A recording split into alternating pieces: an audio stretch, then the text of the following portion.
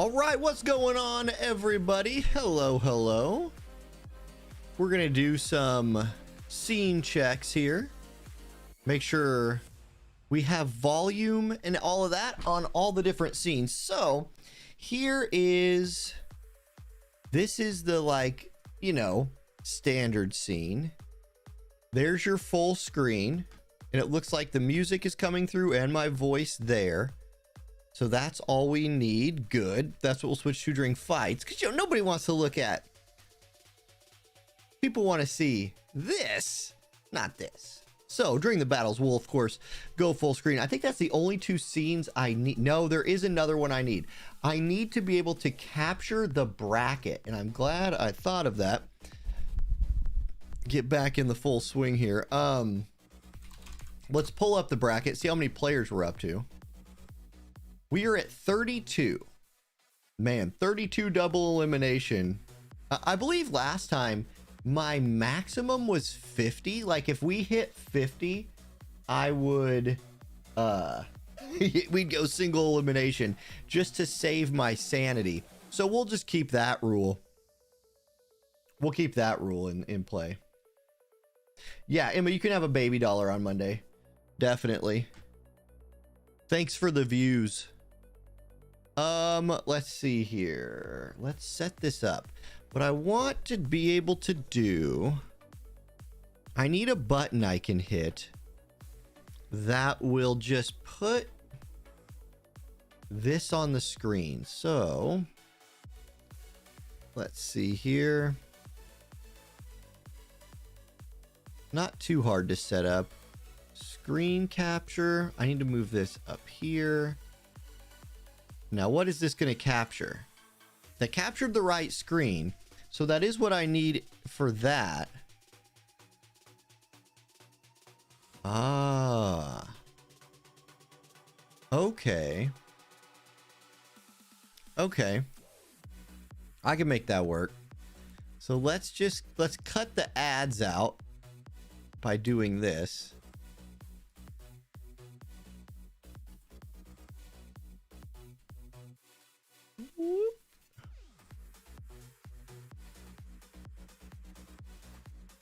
There we go. Then let's move it to here. Make it bigger.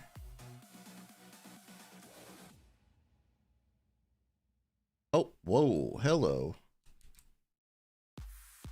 Let's get that again. I'm always still amazed by how not good. We can just make it big. Like this.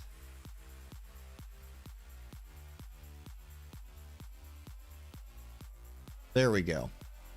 So if we want to look at the bracket, also I'll use the bracket. Yeah, good. The button works too. Okay, I can use this as a way of hiding room codes for sniping as well. Oh yes. JB79's job vision card tool is top two tools in War of the Visions, and it's not even close. All right, good. There we go. Where do you sign up, guys? If you want to still play, there is still time to join.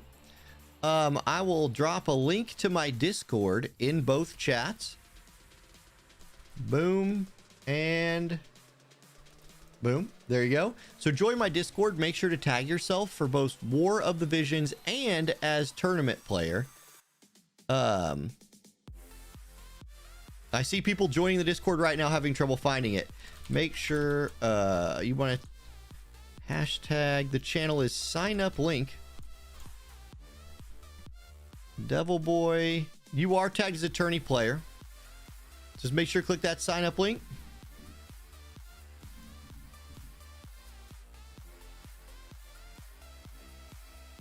Okay, somebody's asking on the Discord, what happens if you crash? Oh, here, I'm sorry. I'll get that off screen. What happens if you crash?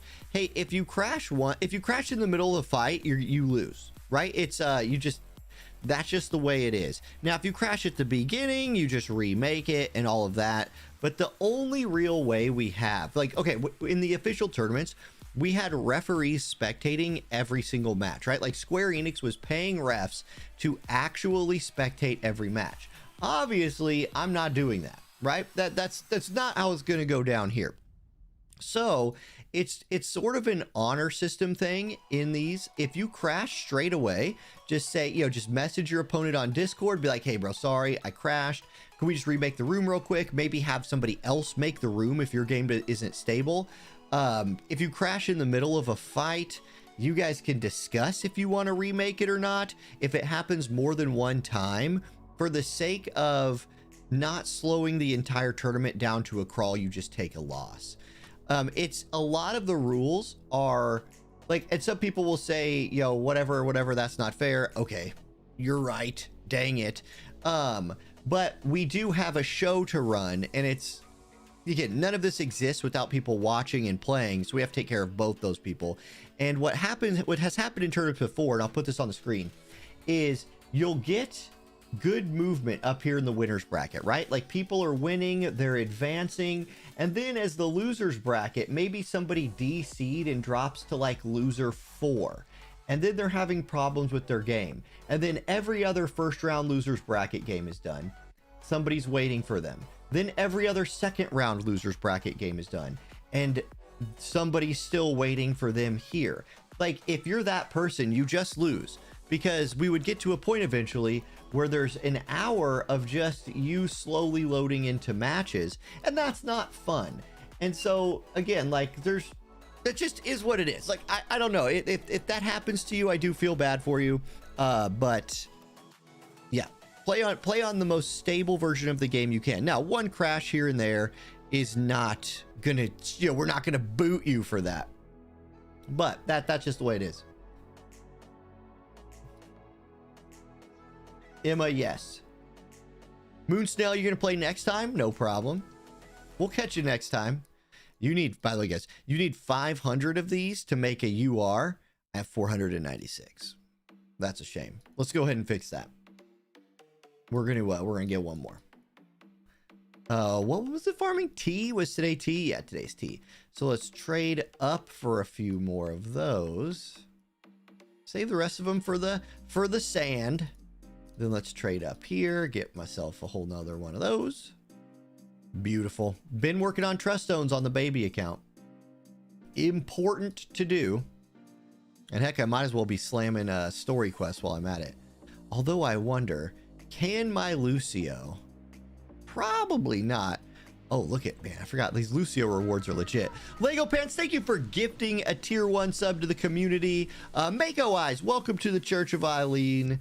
Welcome in. Lego, thank you for the gifted sub. That is your 3rd gifted sub in total, so thank you for all 3, and for your like regular sub that you always do too, of course. All right, 12 minutes until the thing starts. And yeah, JCR, I agree. As soon as we get that quality of life patch where we can just select the substat on it, man, oh man, that is going to be amazing. All right, Francesca, what's happening? Francesca taking time out of her I guess I'll call it your like very late night over in the old country to come over here and ref. What time is it for you over there, Francesca? Across the big Atlantic pond. It's late or early, extremely early. 1 a.m. Yes. So 1 a.m. over in the England. Okay. I'm looking in the chat and I don't see any like questions that are too hard yet. And guys, yeah, the big thing is, especially if this is like one of the first tournaments you've played in, show up, have fun. You get to play at least 2 matches no matter what, because there is a loser's bracket. And hey, if you learn something, show up next time and run it back again. There's no pressure here.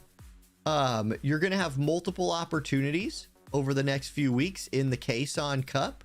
The Kason, yeah, so, or the Zalk Cup. This is the Kason Cup. I just see Kason chatting. The Zalk Cup we will have mini tournaments. There will be points earned for finishing in the top 10. I think we ended up moving it to top 20 at some point. Anyway, you'll earn points by playing and placing in either the top 10 or top 20. I really want to base that on how many people are showing up regularly. And then the top 8 point getters at the end of like 4 or 5 weeks of playing will play in the grand finals draft style. So we will have the drafts back for the like, you know, for the big grand finals.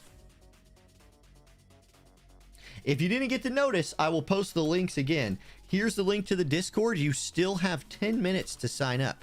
10 minutes. I'll refresh the bracket. Let's see where we're at here. Put bracket on the screen.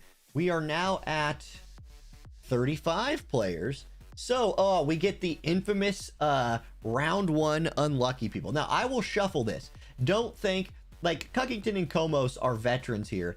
But, like, for example, they will probably not play each other in round 1. I will shuffle the seeding right before we start, just so you don't have, like if Dropstar knows Devil Boy, and he's like, oh, Devil Boy only plays Earth, I'm going to build a win team. Well, don't do that, because you're probably not going to be playing him in the first round anyway. Also, the finals are best of 3s. Everything else is a best of 1. The official streams, even though those streams were only, and I say only with a wink, they were only 4 or 5 hours long. That was also only usually the quarterfinals and finals. Here we are playing every round live. Not every game. Every game ain't gonna be live. Play your games and I'll find ones to watch. But we'll be playing every round live during the tournament. And we got to keep it to like 3 to 4 hours max. So not every game will be on stream, but if you get later in the tournament, there's a lot higher chance of your game being on stream and in the VOD that'll go up on YouTube tomorrow. All right. Como says, dodging the early boot into the losers bracket. Yeah, Sir Cuckington is definitely a veteran of the tournament. Probably not going to be, bouncing himself out early. Okay, let's take that off the screen. What am I even doing over here? Oh, right. I'll just keep pushing story while we're waiting. Do you have mod permission on challenge? No. Okay, yeah, Francesca, I couldn't remember because you used to be Starlet Francesca, and then you changed your name, and I couldn't remember what you changed it to. So let me edit that real quick. I will give you mod on challenge. I just forgot what your new name was on there. I'm gonna do that right now. Share admin. Is it Saffron Francesca?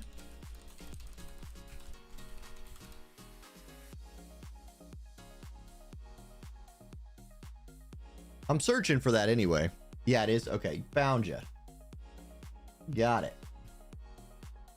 Okay, now you have mod. We're up to 36 players now.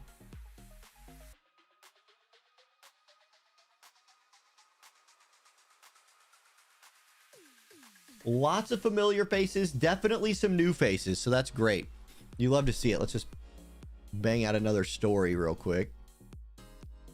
My account, like this account is so loaded in certain ways and so the opposite of loaded in other ways. All right, no problem. Okay, for everybody who's in here, and I hope everybody is hanging out, I will go over the rules several times. Keyboard Bunny, thank you for the Amazon Prime sub for 9 months. Welcome back, Keyboard Bunny. For everybody who is hanging out here, wondering about the rules or wondering how to do it, you join the tournament. Have that site, be watching that site because that's going to tell you who you're up against. When you, and I made a Discord button. Let's see if that works.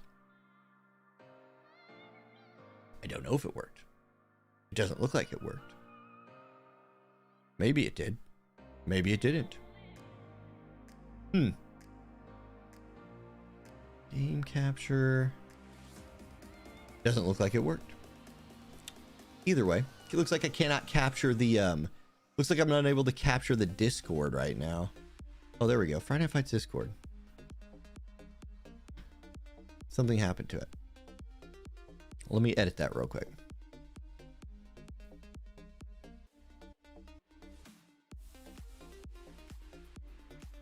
Huh.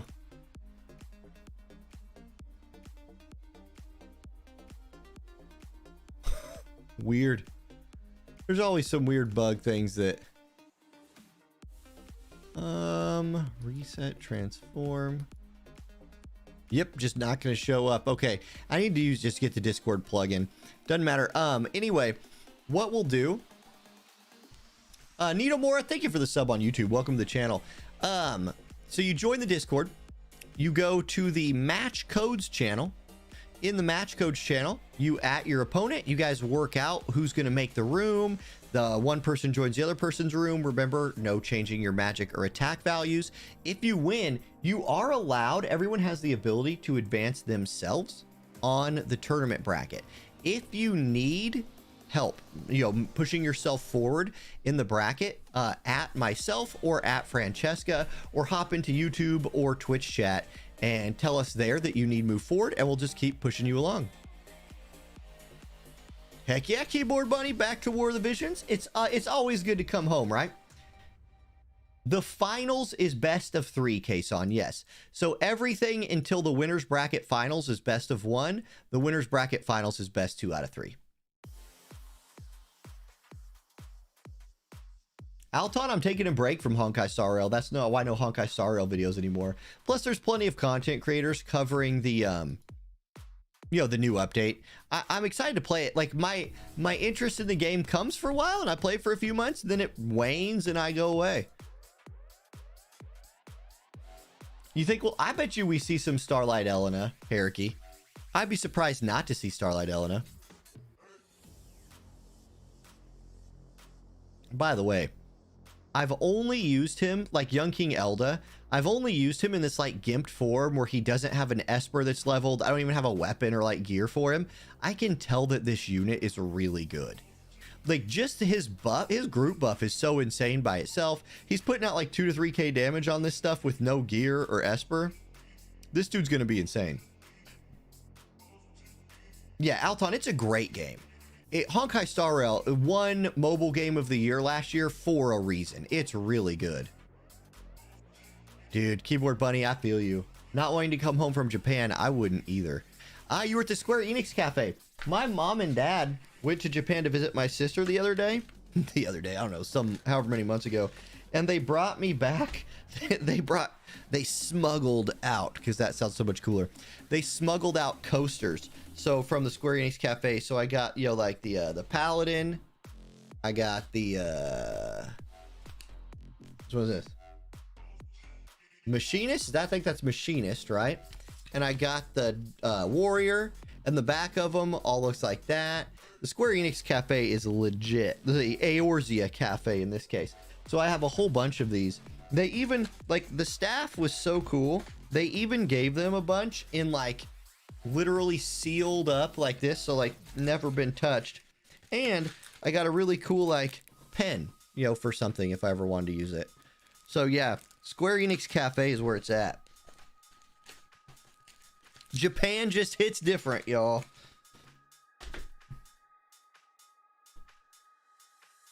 Yes, Audacious, this is indeed the best event in the history of esports.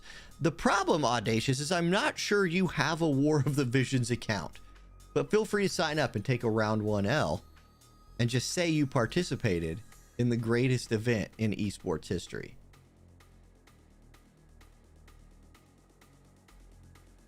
It's the new healer, not Machinist. Oh, okay, there we go.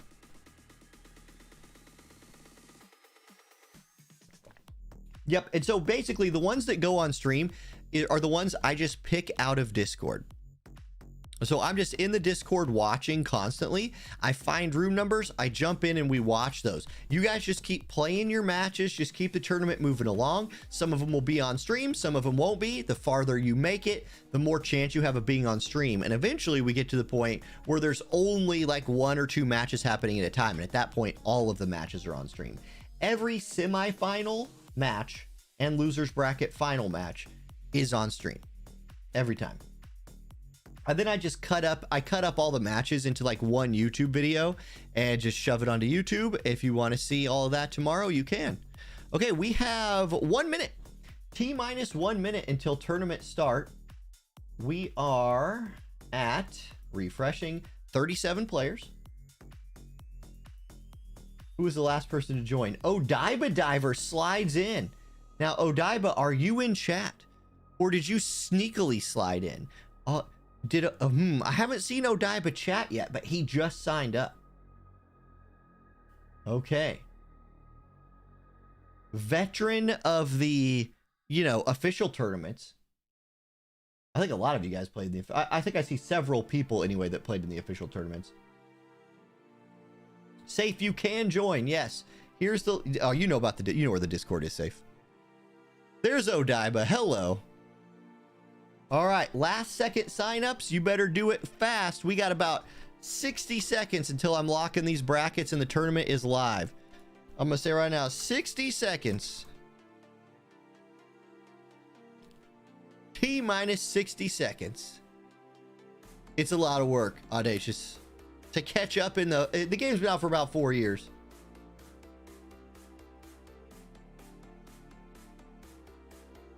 The thing with when Odaiba says I'm making my team now, he's probably made enough teams that, like, it's not going to take him, he's going to throw one together in plenty of time. 210 unit cost limit, guys. 210 unit cost limit. And I have not made, so I see somebody just, again, you don't know who your opponent is yet. I have not shuffled the brackets yet. Okay, 38 players as Ashamon slides in. Safe, are you still joining? I'm gonna lock it with, I'm locking it in 20 seconds. Skiz, if you want to play with less than 3 units, I'm not gonna, that's fine. But you go 2 units. That's cool. Play 2 units. Play 200 cost units and nothing else. Yeah, Ashamon, no problem. There is a lot, like, again, the YouTube is behind. If you're watching on YouTube, there's a little bit of a delay. Okay, that's time. Refreshing the page now. Shuffling the seeds. Loading, loading, loading, loading, loading. Participants have been shuffled. Go into the bracket. Tournament is live. Okay, there you go. The team you are building, the team you are against in the bracket now is the team you are playing. So let's take a look at that. Here's what we got for round 1. We got Tamata versus Odaiba. Sinjuru waiting on the winner of that. So Sinjuru getting a bye along with all these other people. You see Numero 80 versus LXD. Let's see if there's any other, like Dervis is playing Brian. As soon as Kason still waiting for somebody. So Kason very much a veteran. Same with Sand Rooster, Komos. Yep. Dropstar, Winsall, Zuvarius waiting for the winner of that. Cuckington does not have an opponent yet. Waiting for the winner of Francesca versus Chase. Hey, Francesca and Chase, if you win your match, you just get to walk into Sir Cuckington. That's, there you go. That's what you get. Who is the #1 overall seed? Yes, Sinjuro is the #1 overall seed. There we are. Okay. I see some room codes, so I'm going to go ahead. I'll keep the bracket on the screen as I load into rooms. That way we don't get any stream sniping situations. Remember, if you need help with anything... Oh, I'm pulling this up on my alt. Yeah, that's fine. I loaded into the friendly match screen. It was like, hello, this is friendly matches. Have you ever seen one of these before? And I was like, indeed I have. Let's load into Maverick versus Jinkies. 83659. 83659. Remember, be hanging out on the Discord channel match codes to find your opponent. So Maverick's still waiting on his. And I'll tell you what, if you see somebody at you, give them like a thumbs up emoji or something like that. And that way I will know that you have recognized them and are in there. It might seem a little chaotic if you're brand new. Also, again, please, I know this is our first one, so I'll just kind of go over all this stuff. Please make sure that you are using the same name on the website, the tournament website that you see on the screen as you're using in the Discord. Okay, we've got teams pulled up here. Here we go. We've got Maverick versus Sukihi. Now, Maverick might have just walked into an elemental disadvantage here. He might. Now, Maverick, also make sure to set the map effect. No CT up or down. So, CT up or down nullified, Maverick. Make sure you get that turned on, okay? If you don't turn it on and we see CT up or down shenanigans, it's going to have to... Okay, so the map effect was not enabled here. If somebody uses CT up or down...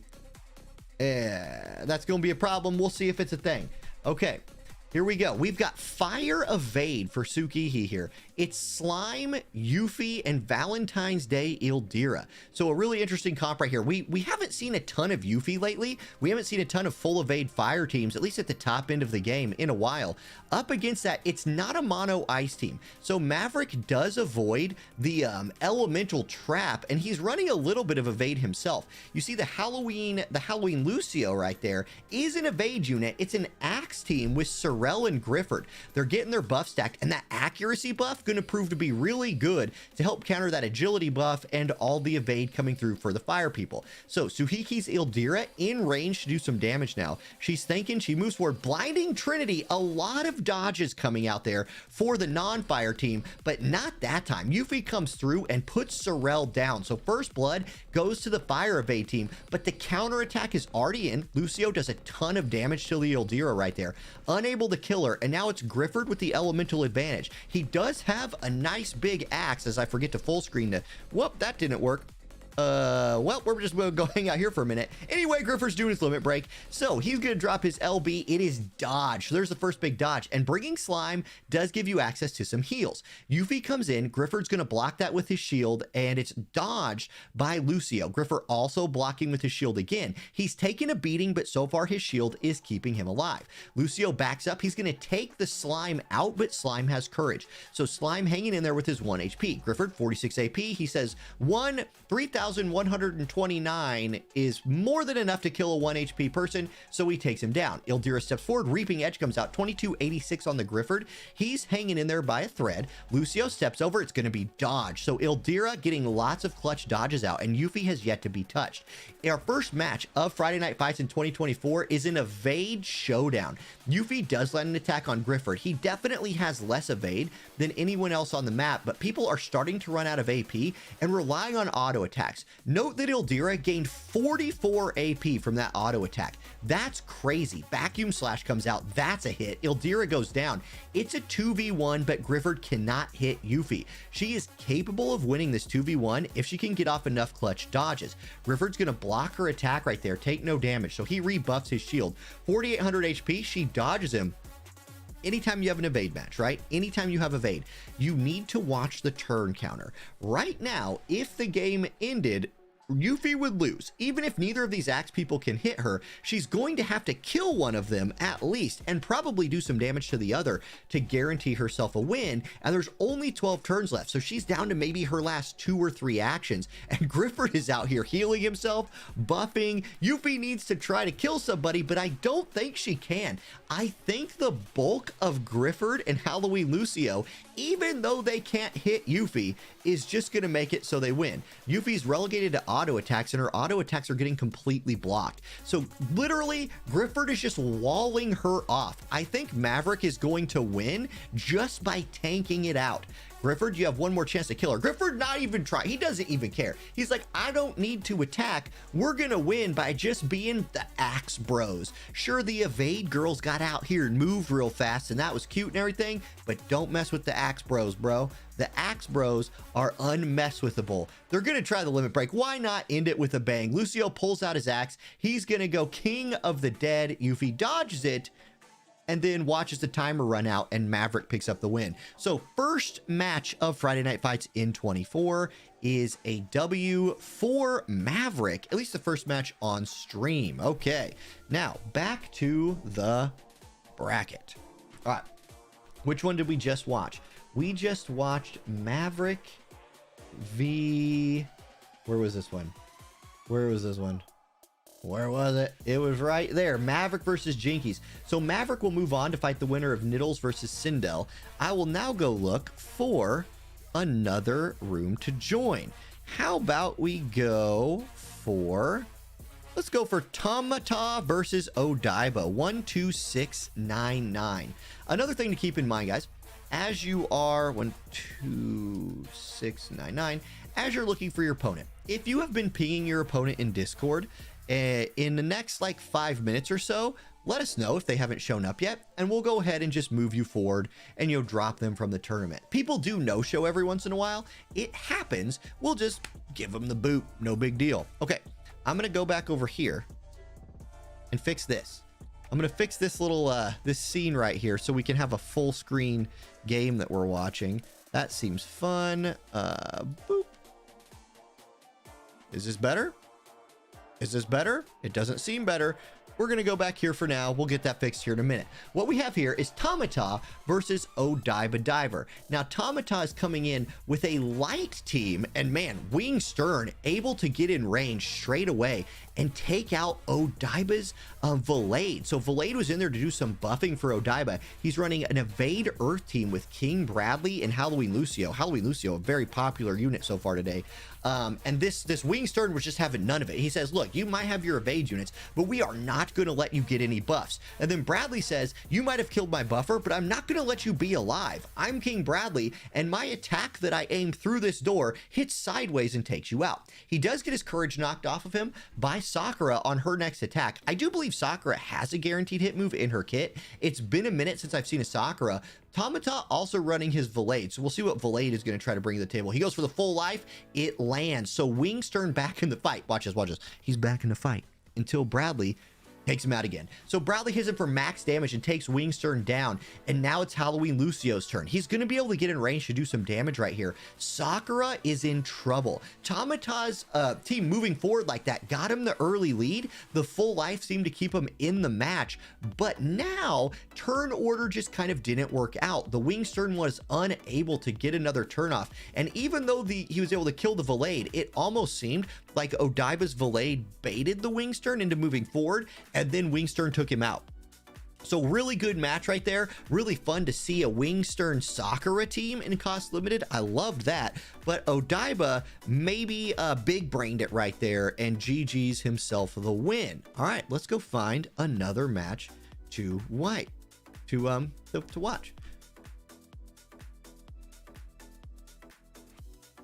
Okay.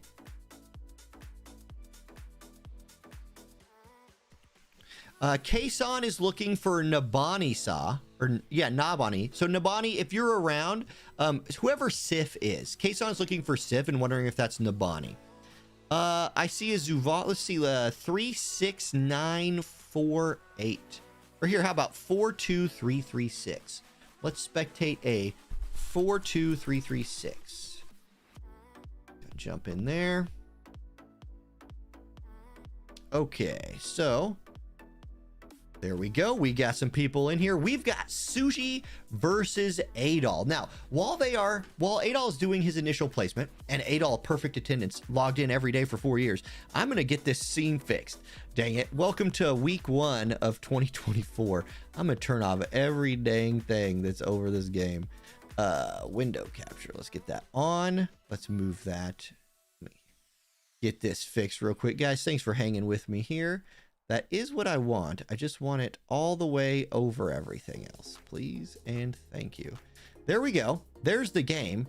Now, let's make it look good. How about that? Yoink. And yoink. And then let's make it full screen. Hey, yo, there we go. It's fixed. So now I believe I can bounce back and forth between those two. I can. And here in a minute, we will have Sushi versus Adol. Now, Sushi showing the Galzak. Galzak, very good support, very good for cost limited. Adol running with the Flag Bear Glassy. So that's a 100 cost unit.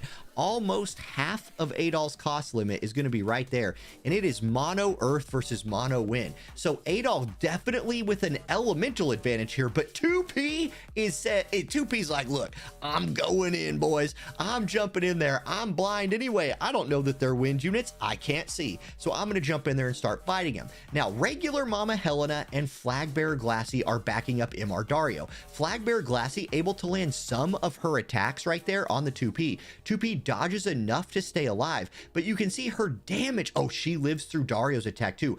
The thing here is now 2P's gone in. She's used a lot of her AP. She hit Dario once and he full healed it up. Dispel Slam does come out, so looking to stack a little damage here is Sushi. 2P down to 12 AP, just relegated to an auto attack for 1430.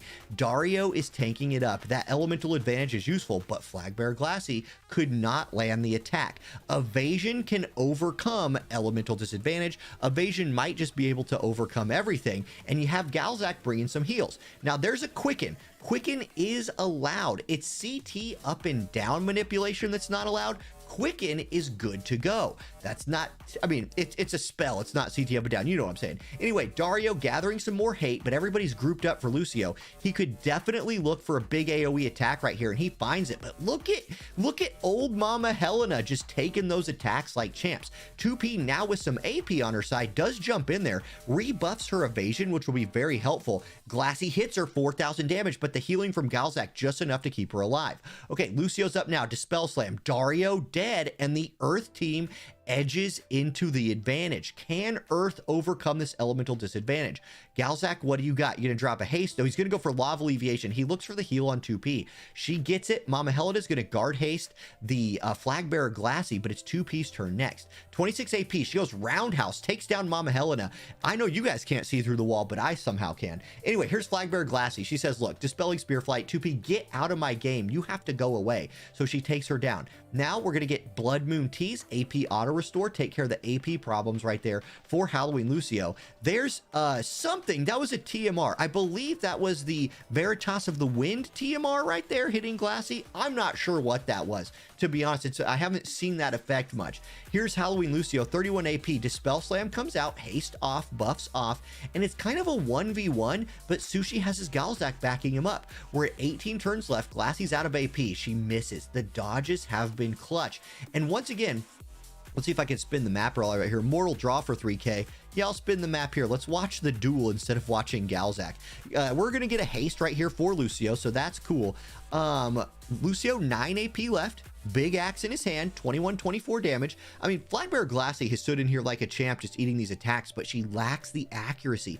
I don't think she has the ability to land the attacks, and at this point, she's basically down to her last 2 turns. There's only 6 total turns left in this game. She's living. I mean, she is tanking it all up. Oh, it would have been cool if a Galzak Comet would have killed her. It did not. Lucio's going to get a chance, though. 1560. Down she goes, and Sushi picks up the win. GG, Sushi. You shall advance in the tournament, and we are still hanging in there. Kyo says 2024 still mono element teams. Yeah, there definitely are still mono element teams in 2024, Koi. Not only that, with the once 5-man Guild War teams become a thing, or at least that's what they're talking about in JP, that's 2 more mono element buffs that mono element people could be giving you. A little bit of a reviving of mono element teams, maybe. All right. Let's see how the bracket's progressing at this point. We're moving along nicely. Meraxis already into round 4 in the winner's bracket. Maverick just took down Needles. We saw that live. So Maverick moving into round 4. All of the round 1 games have completed. So everyone has at least played 1 game. You guys are awesome. That's way smoother than I thought it would be. If we look down toward the losers bracket, you can see Ashaman waiting in losers round 3. We have McCrane versus Dropstar hanging out right here. That we just watched Sushi beat Adol. That was a close match. Chase has moved on to fight Shinjiro right here. So we are moving along nicely. Again, everybody looking for the most prestigious award in all of War of the Visions history. A title on my Discord server. It's pretty great. Let's check out the Sir McCrane match next. 8491. That looks like the only code that's just about to start. So we'll jump in there. 8491. Confirm that. Okay, I'll wait till both players are in before I put it on the screen, you know, just so we don't get any of that, stream snipe action. Drop Star Designs waiting for an opponent right here. Who's Drop Star waiting for? Let's see. Drop Star waiting for Sir McCrane. So we're going to get a Sir McCrane Drop Star match. Let's find where that is in the bracket. Where is that match in the brackets right here? It's right here. So it's a loser's bracket round 2 match, which means the loser of this will be out in Oh It's Spicy. We have, friends, one very not surprising unit and one extremely surprising unit. Sir McCrane is bringing out Yerma. Sir McCrane has said, you know what? Do you know who the most disrespected waifu in War of the Visions history is? Yerma. And if he said that, he's wrong. Because she's not disrespected, she's just terrible. But maybe Sir McCrane has a plan right here. Dropstar running the Vivi, and Vivi is pretty meta right now, right? Young Mama Helena are the top of the meta in War of the Vision. So we'll see what Meta Mage does against most disrespected Axe waifu in War of the Visions. But Axe units on the rise. We've seen a ton of Halloween Lucio today. Maybe we get something good out of this. All right, here we go. Let's jump in. We are loading. We have a Vivi, Halloween Lucio, Little Leela, very popular team right there, versus Double Axe Valade. We've seen a lot of Valade today. Again, with cost limit be a thing, Valade is a very good buffer for very little cost on your 210 unit cost team. Yerma going to go with the physical damage up AP auto restore buff right there. So she's in there ready to rock. Vivi not in range yet, does provide protect for his team. That'll be nice. And then spell fortification. This Halloween Lucia is very good against physical, right? She gets that 7,500 HP physical shield. She's, she gonna maybe catch a protect from Vivi. She'll be ready to go. Reaction block rate, protect, those are gonna be okay. The protect's not gonna do anything against these two mages. I gotta say, team comp wise, I'm gonna give the edge to the team that doesn't have Yerma on it. So we'll see if McCrane's Yerma is built different. Halloween Lucio does land a sleep. That could be clutch. Lucia is sleeping, but Yerma is going to wake her up. Watch this. Or no, that wasn't Lucia sleeping. It was Little Leela, who was the tank. So, my eyes might have just deceived me, but I do believe that Yerma just did like 9,000 damage to that tank. Maybe I'm wrong, and maybe Yerma is a god. She just got a buff, and she lived through the Vivi attack, but this is about to be a double kill, isn't it? Is this about to be a double kill? Toad's Curse. She turned into a frog and died. So she both died. She's like frog roadkill right there. She's down. Dispel Slam comes out. So's Vivi. It's technically a 2. No, wait, he has re-raise. So it's still a 2v2, and it's Vivi's turn next. That kill on Vivi would have been huge, because now it's going to be double Darker Ground to Lucio on the Lucio. That is a 100% hit move, so it's going to hit him. Let's see, can Valade get a heal off before Lucia goes? He can. It's Curata. It's a big heal. Lucia's going to hit him. I don't know how much it'll do. Toad's Curse. It's 3948. Did he turn into a frog? He did not turn into a frog. So we don't have a frog right there on Lucio. He still has 42 AP. He can look to kill the Vivi right here, make this a 2v1 with he and Valade, but he's going to have a tough time cutting through that shield of Lucia. Now, Valade, very fast cast time again. He gets it off. It's 2 full HP units versus the 70 cost Halloween Lucia. She's going to once again try to turn him into a frog, and once again, he does not turn into a frog. So, can Yerma be carried by Halloween Lucio? He gets through her shield. I know that looked like it just did a tiny little bit of damage, but he's cut through the shield completely now, and she's about 1 charged up attack away from dropping. She goes unhappy ending 2596. That does not kill him. He's still alive. Valade is going to scoot forward. He's got guns on those arms for days, but he's just a healer. Drops a heal. We've got Lucio back to full HP, 23 AP. Lucio, watch out. Dispel Slam. That's a kill. She's down, and do not disrespect the Yerma. That's a win. Yerma with the W right there. What just happened? Oh my gosh. Yerma carried. Look, the only thing Yerma carried, well, okay, she was on the winning team. You know, some people like to say that Patrick Mahomes carried Kadarius Toney to a Super Bowl, but I just say Kadarius Toney was on the team and they won. Okay, anyway, let's take a look at the bracket. We're going to look for another match right here. I'm going to load into one right now, 69915. I'll wait for people to jump into that room. And while we do, we shall take a peek at the bracket. Okay, so we got LXD versus Ashaman coming up next. LXD versus Ashaman. Where is that on the bracket? That's going to be, well, down here. Yeah, losers bracket round 3. So a deep run into the losers bracket for both of these players. You can see Ashaman got put here by Meraxis. So Meraxis, who's already into round 4 of the winners bracket, knocked Ashaman down. LXD got knocked down by whom? Where'd LXD come from? He's somewhere up here. I don't know. He's still not into the game yet. I'm watching the Discord. Okay, somebody didn't show up. I think Winsel didn't show up, so Luciano gonna go ahead and push forward for you. Or if he did, at least if he didn't show up, he is not showing up to this next match. Also remember, this is something that happens every single time. It's best of 2. It's best of 2. If you lose your first match, you do still get to keep playing. You have to lose twice to be out.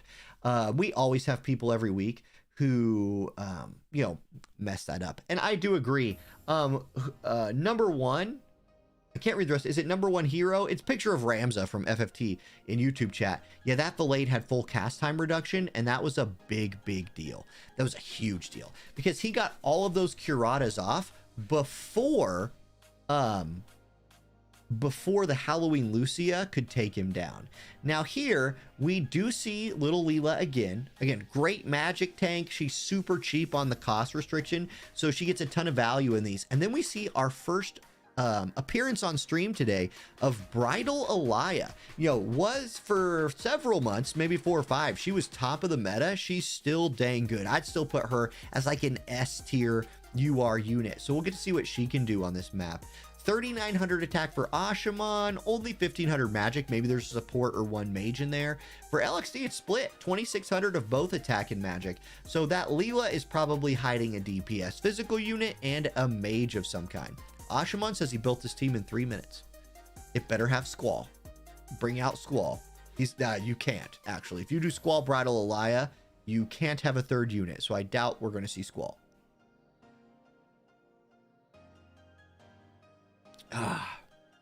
Okay, both players are ready. LXD gonna click that play button in a moment. Yeah, you know what though? Like if you only build your team in the last 3 minutes, that's no big deal. These are for fun. There's no 100,000 Visior prize on the line. I have thought about maybe like sending someone a gift card, but whenever you start sending stuff to different countries, it gets really weird. Okay, we're gonna see a lot of stuff in here, including new Lucio. So new 100 cost Lucio. He's hiding behind the pillar right here. We've not seen him in a battle before, or at least I've never seen him live in a tournament. We're going to get this Shalza. She's going to go Puppet Master right off the bat. So this Shalza limit break, really good. It's one of the few limit breaks in the game that doesn't like do damage or heal. Instead, it just gives courage to herself, her partner, and gives her hate down. Lucio going to go ahead and start buffing his team. Same with Alaya. Both of them provide very strong team buffs. And this is a striking team from Ashaman. It's Galzak double strike unit right there. And mixed element. We got fire, we got lightning, we got earth. Versus fire, light, and dark. So no mono element teams coming out right here. And that strike damage, little Leela tanked that strike damage up pretty well. I like how she's holding like a scimitar looking thing. She drops the silence right there onto, I can't remember this guy's name, honestly. She drops the silence onto, we'll call him John Cena. He gets silenced, and that doesn't matter because he's not a mage. She doesn't really care about that. Now, it's Galzak's turn next. He's got that, beautiful looking UR staff in his hand. Gives the unit attack resist buff to Alaya, so she is way buffed up. Now it's new Lucio. Dual glinting slash, 6,500 damage. And that doorway is clogged by John Cena, but he doesn't have much left. Okay, here comes Hysteria. We're gonna get the limit break right here from Bridal Alaya. Let's see what this can do. It's gonna do, oh my gosh, it did 9,000 damage to Leela. She's at 1 HP after the courage, and John Cena knocks her down with just 1 punch. He's back up to 40 AP. Shalza exists. She's got a low HP Lucio to think about and a dead Leela. She begins channeling a spell. Galzak is gonna get to go first, so let's see what Galzak does, and then Lucio's also gonna get to go before the spell goes off. There's Law of Alleviation, so we're gonna get some healing. John Cena back to 95% HP. Lucio, 67 AP, got everybody in a nice line. Lucio, do you have something you can do? Are we going to get a limit break right here? We're going to go Blade of Luminosity. There goes Galzak. Galzak down. And there's the raise. So Leela up, Galzak down, and it's turned on its head until Bridal Elia puts a bunch of damage on the team. Unable to kill anybody, and Rite of Refuge comes out. Now, that's not a heal. It's just a buff. And if John Cena can bring the pain, he can win this thing. Leela goes down. Lucio down to about 20% HP. He will regen back up to about 40. He's got 2 targets to pick from. Both of them are pretty healthy, and he's starting to run low on AP. Only 37 less. What's LXD's Lucio going to do? He's going to knock the courage off Elia and take her down while healing himself. Big damage right there from Lucio, and the regen is back on. That's probably going to do it. There's John Cena. He does knock his agility down with that punch, and Lucio's going to auto here. He only has 11 AP left. I don't think he has a move that only costs 11. He could summon, and that might be what we see. Nope, he's going to auto attack. Reflex. There's our first reflex shenanigans of the day with, the reaction down trust stones and things like that in the game. You don't see as many reflexes as you used to. And then Shalza just goes ahead and magics him for a little bit. 2570 on John Cena's punch right there. Lucio still only 11 AP. After getting dodged, 4480 comes out. Shalza might look for the finish right here. DPS Shalza. AS tier. Nope, she's going to buff. She's like, I could finish things, but instead I'll just buff. I'll let Lucio do it. He's the carry. All right. You might not be able to see John Cena in a wrestling ring, but I bet you Lucio can see him on this battlefield. He can. He takes him down, and LXD picks up the win against the strike team. G to the G. What was that guy's act? Comral. Thank you, Sidious. Comral was that. That wasn't actually John Cena. In case you were wondering, John Cena did not do a crossover with War of the Visions. I was just making that up in case you were confused. All right, let's join another game. How about Dervis versus Sir McCrane? Let's do that one. 40442. Let's keep the matches flowing here. Okay, Dervis is in. We're waiting for Sir McCrane, but he's already acknowledged the room. All right, where are we in the brackets? If we're watching Dervis versus McCrane, that's going to be down here somewhere. Right here. It's a loser's bracket round 3 match. So the winner of this match will face either Aether Smith or Sir Cuckington. That'll be quite the battle in the loser's bracket round 4. Who's hanging in? Okay, Meraxis and Zuvarius, both in round 5 of the winner's bracket still. Really making a run. Numero 80 and Brother of Captain are going to be moving on to fight Meraxis. Sandrooster Maverick, that's 2 veteran players right there, looking to fight Zuvarius next. Then we got Nico, Odaiba, way advanced in the loser's bracket. Same with LXD and Sinji. All right. Yerma's back, baby. There's Yerma once again. This time, Dervis looks to be countering with maybe a water team or some mage team of some kind. We have not seen swimsuit, like sleepy time swimsuit, in a long time.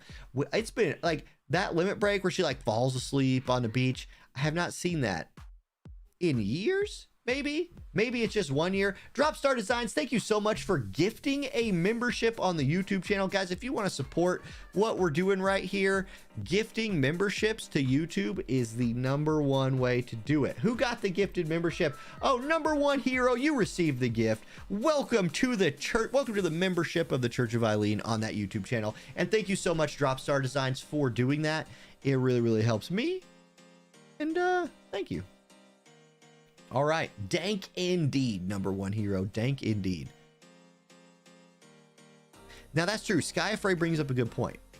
We haven't seen anyone on Friday Night Fights in at least a year, and it has been a year since Friday Night Fights, but we're back in action today. It feels good to be doing it this time on Friday too. Like my energy level's nice and high. Although my day at work today was special. Extra special. Here we go. It's New Howlet with Summer Sleepy Time and Slime versus Yerma Lucio Valade. So we've seen the Yerma Lucio Valade before. It's our first time seeing Summer Elsorel. Today, we've seen Slime once, and it's our first time seeing Ice Howlet. We haven't seen New Howlet today at all yet either. Now, 9901 HP on the Yerma. I'm really going to see what she can do. I love that physical damage up AP regeneration buff that she's casting on herself. Like if you're a physical DPS unit, you have to have AP, you have to have damage. That's the perfect buff for Yerma. She's going to go in, do as much damage as she can before she dies. Is it enough to be respectable? Is it enough to make her like, worthy of being played? I mean, technically she's made it this far, which is a lot farther than other people have. Okay, Slime going to go ahead and give that agility buff to his whole group and start moving forward. Here's Elsorel. She's got 8,400 HP. She is pretty decent against physical units. We'll see what Dreamy Typhoon does. This was the limit break I was just talking about. She's going to pass out in a hurricane of water. 5,100 damage to Yerma with the AP drain of 31. We'll see if that matters. It probably doesn't, because I think Howlet kills Yerma right here. Siphonic Breaker, 6,800 damage. Down goes Yerma. She's unable to get off an attack this time. And it's going to be all on the very broad shoulders of Valade and Lucio's ability to sidestep some stuff. Now, Lucio is going to open up the counterattack with his limit break. Let's see what kind of damage we get right here. Not much, man. The new Howlet just kind of shrugs that off. Like, Ice Howlet is a very good unit. Slime's going to give himself the HP recovery once his HP drops low and clog up the door. Elsorel probably going to scoot right by him anyway. Yep, she's got her book out. Unavoidable pain. That's going to be useful against this Lucio, but it didn't really hit that hard. He's got 55 AP left and a nice grouped up bunch of people to drop an AoE on. I bet you he looks for a big one. Sweeper, whatever. It puts anybody to sleep. Did Slime go to sleep? I think Slime might have went to sleep. Either way, it did a bunch of damage. And if Slime's asleep, he's not going to be able to heal. Now, back from the dead is Yerma. Is she going to get a turn? It's Howlet first, 4,400 HP, 148 AP. He's going to look to kill Yerma again with his limit break. Come on, Yerma. Live through this and try to, do 1 damage in this match. She does live through. Valade dies. It's a 3v2. Here's Yerma, baby. They're all grouped. Triple kill. Come on. You got a big axe and big shoes. Knee breaker comes out. She does kill Elsorel, so that's good. 1 kill for Yerma. And now it's Lucio's turn. Notice that Yerma did not wake up Slime. That was intentional by the AI. There's Dispel Slam, and down goes Howlet, and wait just a second. Slime's asleep. Yerma's alive. Lucio's going to have to buff because I don't think he can get next to Slime to auto attack him. So there's the buff right there. Yerma, is she going to have to buff too? Because she's also out of AP and can't stand next to Slime. Nope, she goes with the Steel Vision. All of a sudden, the team comp makes sense. All of a sudden, it's Yerma's in there to steal vision from the opponents so Lucio can dodge. It is such 4D chess that no even chess master would ever think of doing it. And once again, Yerma carries that team to a win. That's what happened, right? Lego Pants says, told you Yerma is OP. I still don't know if I believe it. I'm not sure. Okay. Great fight either way. Great fight. Man, Yerma. What the heck is... Okay, we always have to start talking about thumbnails. At this point, Yerma is definitely on the thumbnail. Right? Like, Yerma has to be on the thumbnail at this point. Who else makes the thumbnail? I don't know. Valade?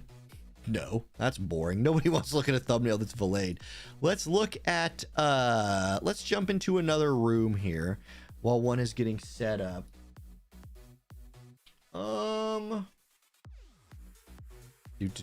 How about Francesca's room? Let's watch the referee have a fight here. We got 85225. Let's jump in there. We got Saffron Francesca versus Shubak. So both players are in there. We get to see Francesca, a famous light mage player, I believe, from back in the day, if I'm remembering right, versus Shubak, who's bringing out the bridal Alaya. So we get to see Alaya, well, I just said the name and I couldn't remember it, for the second time today, and then Sakura for the second time today. So we'll see how they do. Poor Valade. Yeah, Yerma's going on the thumbnail, guys. But it can't be, I don't think it can be Yerma versus Lucio, because Yerma and Lucio have been on the same team every single time. Make the thumbnail Mustadio. That'd be kind of funny. So we've seen some Sakura. I think we'll pick the other. So it's going to be Yerma on the thumbnail and maybe somebody from the winning team. Like maybe from the team that wins it all. We'll put one of their characters on the thumbnail. Just as kind of a a shout out to them. Okay, so we get a full light mage team from Francesca, just like we were expecting, and it goes into a full lightning team. I think this is the first time today we've seen mono element versus mono element. So we're gonna get Alphonse, Elric, Slime, and Bridal Elia versus the light mages, which we can't see from here. Now we got a little bit of a delay. Maybe we've, oh nope, no bug. We did not lag out. There's the big buff from Elia. Again, the thing that makes Elia OP is definitely that buff. Now let's see if Sakura and Helena can actually get their buffs coordinated. See, this happens to Sakura all the time. I feel like Sakura is one of these units that she has a really nice little AoE damage buff right there, but she has a hard time getting it cast on like certain other units, Helena being one of them. And yeah, that's the UK lag coming through on the start of the game. No problem. Now we do get a Phoebe right here. Remember, quicken is allowed. You can quicken, you just can't like rob Keenblade TMR stuff around. That could be a quicken coming out or a haste. We're gonna get the magic buff does hit on her, and there's speed force, so we get the agility buffs through. Sakura was just, you know, again 5D chessing it so she could get her buff onto Phoebe, so Phoebe could do more damage. Right, okay. Sakura will now look to buff Helena again. Sometimes oh no, she's in range. We're going to get the limit break already, so let the action commence. The Sakura limit break does not do much damage against that tank. That is a thick Alphonse, that's a thick Elric brother right there. Armored flash kick right back at Sakura. It's not nice to kick little girls like that. He kicks her for about 40% of her HP, but now here comes the monster of Francesca's team, Helena the Younger. She's got her staff, she's got her dress with the nice little like cross looking things at the bottom, and most importantly, she has a bunch of damage. That tank has separated himself from the rest of the team, so that's going to be good. And with this kind of a delay, that often means we're seeing a limit break or a summon, but not this case. We're just going to see her step forward and beginning channel a spell. Interesting right there. I wonder what she's doing. She's probably looking to hit like multiple people with that. We'll see. Slime goes forward. Scorch. How often do you see Scorch from Slime? But what does that do? It removes re-raise. Okay, you don't see many Scorch Slimes. That is something I don't know. That might be the first time I've ever seen Slime go forward and breathe fire like that, but it's been a while since we've seen Slime too. Okay, Phoebe's up next. Dual Punisher comes out from Helena. It almost kills Slime. Cure comes out onto Sakura, and the Light Mage team is back near full health. But here comes Elia. She's going to have something to say about that. 105 AP, 13k HP. That is a thick Bridal Elia, and that is a dead Sakura. So definitely the Lightning team takes the lead. Armored flash kick on the Phoebe. Phoebe shrugged that off better than I thought she would. Now she's going to have to look to start healing. Now maybe she will start healing. There is a dead person next to her, so she could look for a full life. It depends on what you have turned on here to what the AI will prioritize. She's going to look to heal both herself and Helena. Scorch 'em, Slime. Bring the fire. Do it. Bring the fire, Slime. No, he's going to hustle dance. He's going to do his own little heal there. Helena's turn next. If she moves away from Phoebe, that's going to be a little bit problematic because she'll move out of the heal. And any chance this team had, if Helena doesn't catch a heal right here, they're probably done. Because I think Elia finishes off on her next turn either of these units that are not full HP. Okay, Francesca's Helena chilling. We got that. We got a little, this is our first like kind of laggy fight, but this is what you often see in a fight with some lag is limit breaks, right? The game has trouble getting these synced up really well. It does kill Slime. Okay, there's the heal. Helena just takes care of the healing herself and does it. She does move at the end, but because she was able to heal right there, both her and Phoebe are back to full HP. Let's see what Bridal Elia has to say about that. She's at 80 AP, so she can do about anything she wants. Stag Impact, that's a dead Phoebe. So it's young Helena versus 3. This isn't over. Young Helena is a very, very strong unit, and that was not a ton of damage right there from the, armored Elric bro. Slime probably looking to heal again. He's got 1 HP. Hustle Dance. He heals himself back to full and keeps the tank at full HP. Helena can kill Slime. She can definitely take Slime down through all of his HP pool here, but that tank is going to pose a problem. If she can keep proccing her self heal, which she does still have a few uses of that skill left, she might be able to wither them down if she's worn the hate off of Alphonse. Alphonse needs to be out of aggro. Helena's going to have to go kill Elia, proc her self heal several times, and hope turns don't run out in the process. There's Princess Resolve. She's going to get Protect and Shell. That'll make her a little bit harder to kill. Let's see what Al can do. He's going to have to move forward and hit Helena because he is out of AP. So he's going to buff. He goes slash attack, AoE resist buff right there, and then doesn't move. It's Helena's turn next. She's going to do what? What's she going to do? She's thinking. She's got 2 units. Can she find a way to take Alaya down? She's looking for it. Dual Punisher. This is what I was thinking. She goes for her single target attack move right there. She lands it on both, so she is chipping them away, but she's gonna have to wait. She turned and looked towards this, guys. Helena turned and looked at Alaya. Is she dodging this? This is something that Helena does. Okay, if you've had the privilege and honor of fighting Helena in Guild Wars before, you'll know that sometimes you think you're about to win, and then out of the blue, this not evade mage unit will just dodge something, and you're like, what are you doing dodging something? Well, that's what she's doing. She's dodging. She says, look, I have my own version of reflex where I just have so many stats that I'm evasion sometime. Okay, 76 AP for her. She's channeling a spell. Alaya has 35, so she's gonna go paralyzing strike. The paralyzed landed, but it didn't matter. That actually just, I mean, whoa, she killed her. So there you go. Alaya says, hey, I know what it feels like to be on the top of Meta Mountain. You're done, Helena. And she takes her down. GG. And Francesca is gone, and Shubak moves on to fight Odaiba in the next round. Okay. Who we got next? We got Cuckington versus McCrane. Let's jump in there. That's 1-3-1-7-3. That match might already be going. Sometimes we do run into matches that already are going. 1-3-1-7-1. Wait. Am I typing it wrong? 1-3-1-7-3. Sorry, let me put the... Yeah, we don't want... No spoilers. No spoilers here. This match not brought to you by Hy-Vee, but I couldn't clip that off the screen. So you get to see an ad from my former employer, Hy-Vee. That's an interesting advertisement for me to get. I wonder if it knows something about me. How would the internet know something about me? Weird. All right. Here's the Yerma again, y'all. We get to see it. We oftentimes in these, we end up following a team, kind of, right? There ends up being kind of a star of the tournament. And so far tonight, that star is Sir McCrane's Yerma. Because where did this come from? Now, we haven't seen Charlotte yet today either. So we're going to get to see our first Charlotte. That'll be interesting. All right.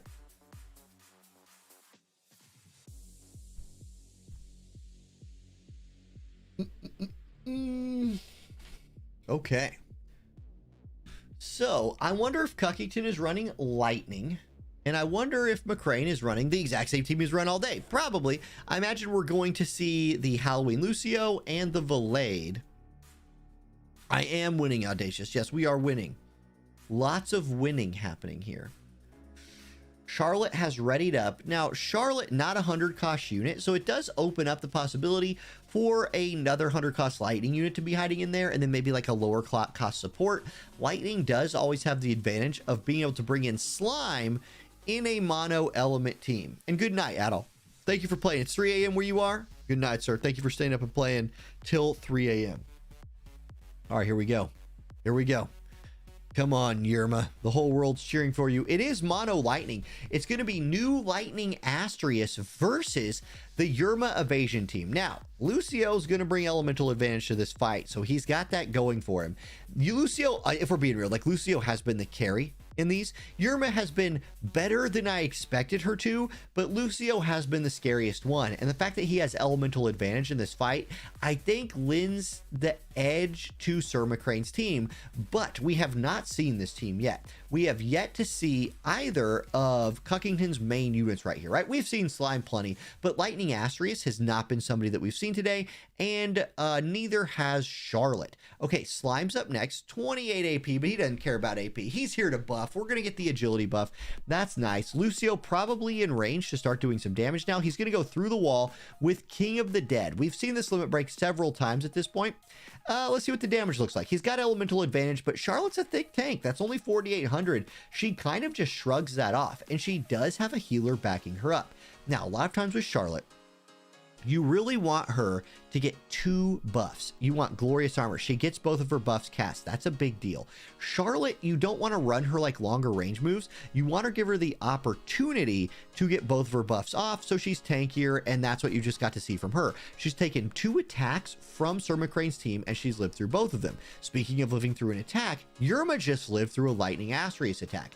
I'm not sure I thought she would live with that much HP. She's going to catch the Curata, and she's back near full health. Now, is Charlotte low enough to trigger a slime heal?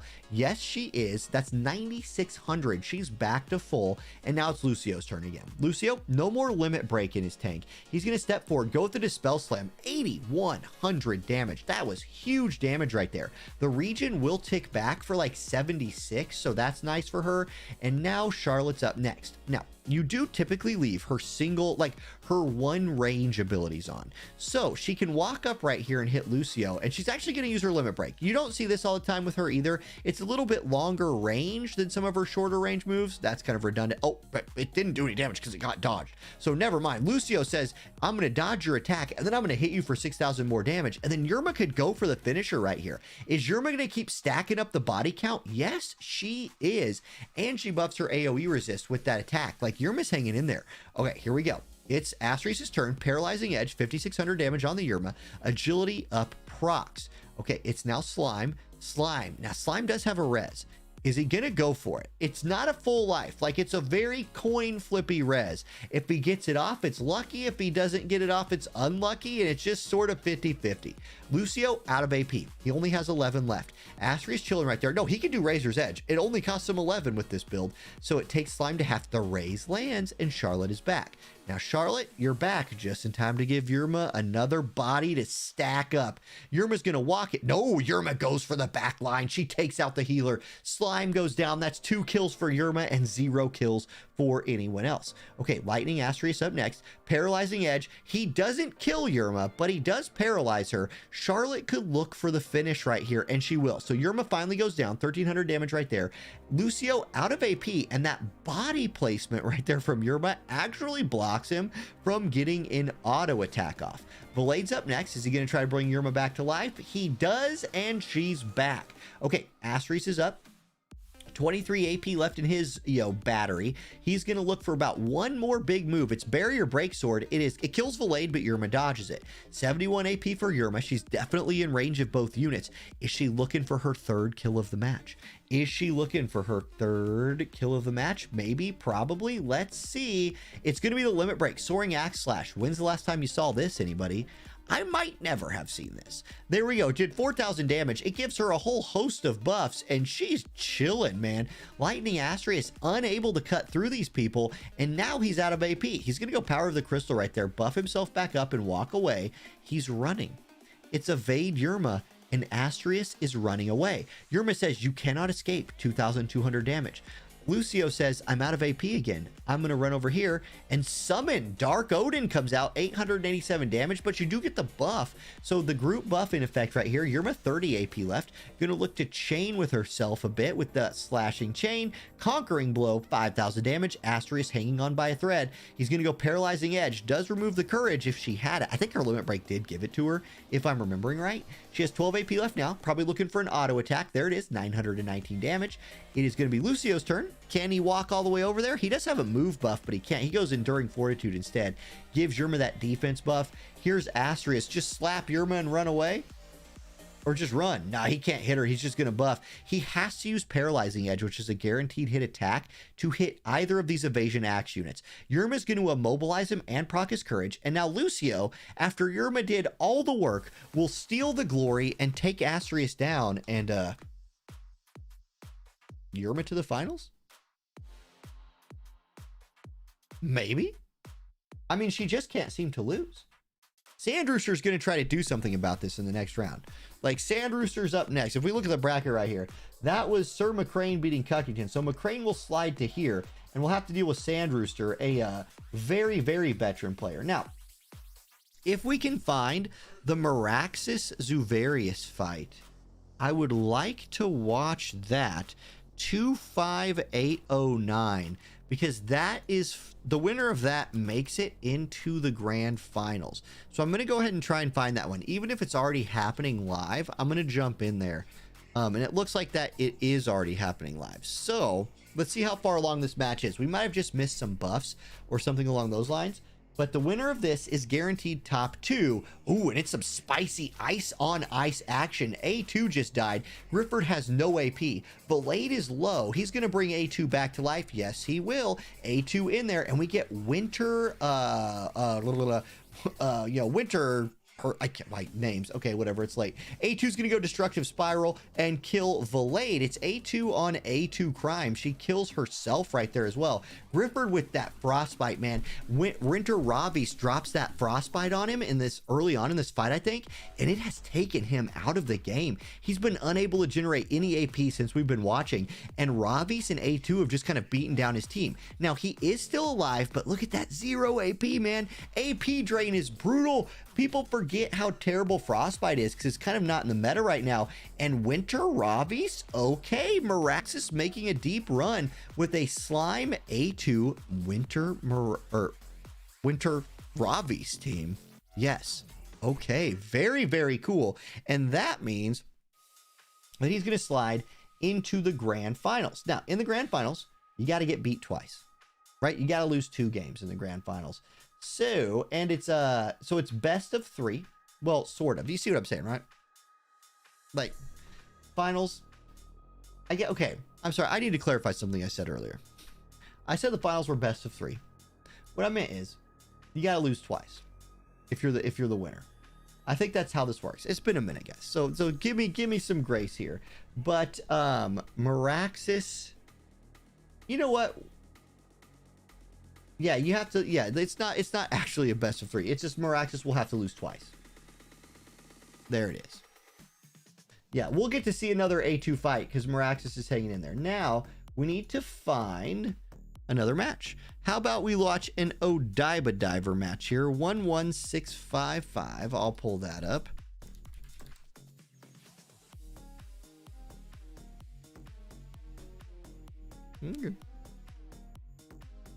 Okay, here we go. We are loading in here. So I join and it starts. I didn't get to see the teams right here. Oh, okay. It's a Lightning team versus Soul, Slime, and something. Soul, Slime, Yuffie. Lightning team right here. Sorry, I was just a little distracted. My wife had to step in and get my son's like bedtime stuff because it's about time for baby J to go to bed. Anyway, Slime up next. He's got 7,900 HP, but he doesn't care about HP. He's buffing agility because that's what Slime does. Soul, Slime, Yuffie. So it's probably an evasion Yuffie and a DPS Soul, but maybe we'll see Soul like side set some stuff or like slide over some stuff with his floating power. Stag Impact comes out. Yuffie blocks that. So it hit her, but she blocked it. Okay, interesting. She's got 69 AP. She's going to go Windstorm. And you know, this is kind of the knock on Yuffie in the modern day. Like Yuffie walked up there and she AoE'd for like no damage. It's kind of just her problem right now. Now, Elric can't hit her. Alphonse can't land any damage on her. So he just buffs. That doorway is very clogged up. Zap from one slime onto the other. That's interesting. There's Pyro Calling from Soul. I'll go ahead and spin this around so we can watch this showdown right here. Here's Yuffie. She's going to watch Shadow Flare. The Vision card attack comes out from Slime. That's really interesting. Now, what can Alaya do? Alaya's going to drop her limit break.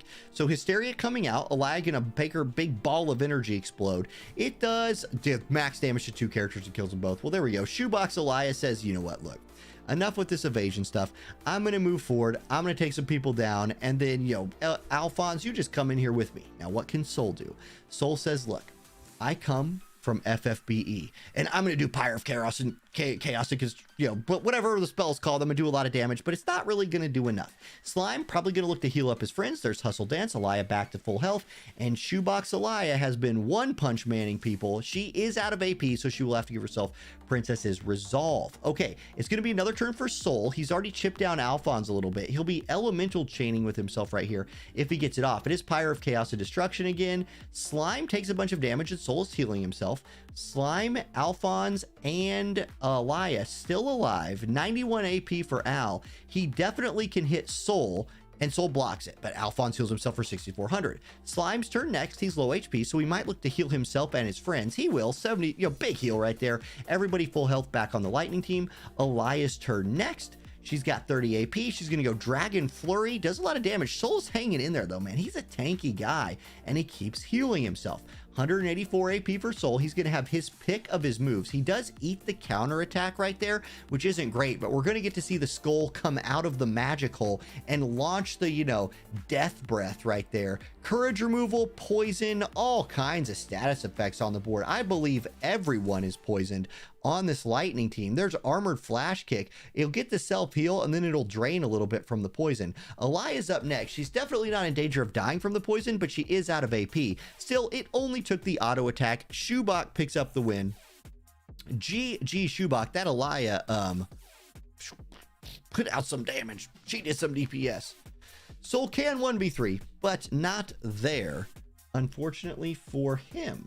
So, good fight, friends. And we're ready for the next one. Shubak will advance to fight Brother of Captain. Now, I believe, if I remember correctly, and again, it's been a minute, first place here, second, third, fourth, fifth, sixth, seventh, eighth, ninth, 10th, 11th. So if you make it to like losers round 5, you're going to score some points. So, so right there, Odaiba drops out, but Odaiba will receive some like Cup Series points for this game, even if we only give it to top 10. So you play 1 week, you get like some points. You play another week, you get more points. You don't need to necessarily win a tournament to make the grand finals. You can just pick up some second, third, fourth, fifth places, and there you go. All right, we're just waiting for another room code now, so we're chilling.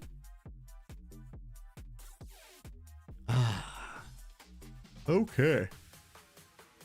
Oh, now all of a sudden it becomes my son's bedtime, and all the tiredness starts hitting. Okay, we got a room code set up, so I'm gonna go ahead and jump in there and wait.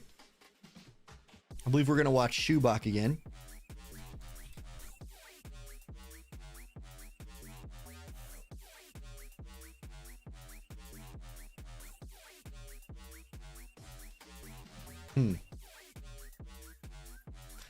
Shubak, is that the right code, or am I just bad at typing? Shubak, that code might not be right.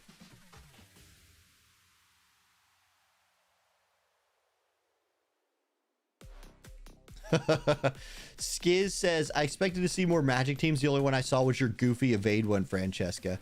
Yeah. Well, oh man. Yeah, thanks for playing, Odaiba. Good run.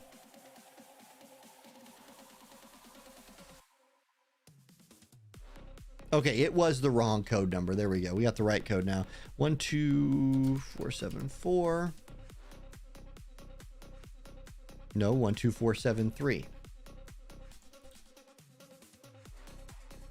There we go. Here's something you've seen before if you've played the game in the last year. Bridal Alaya versus Bridal Alaya. Not too surprising. Very, very strong unit. Both of these players erring towards physical, right? So this might be a straight up mirror matchup. We could see Alphonse Alaya Slime versus Alphonse Alaya Slime. That seems to be the Lightning team that has been the most popular today. We did see the new Asterius team, and that I was excited to see that. I do like that unit a lot. I like greatsword units in general a lot.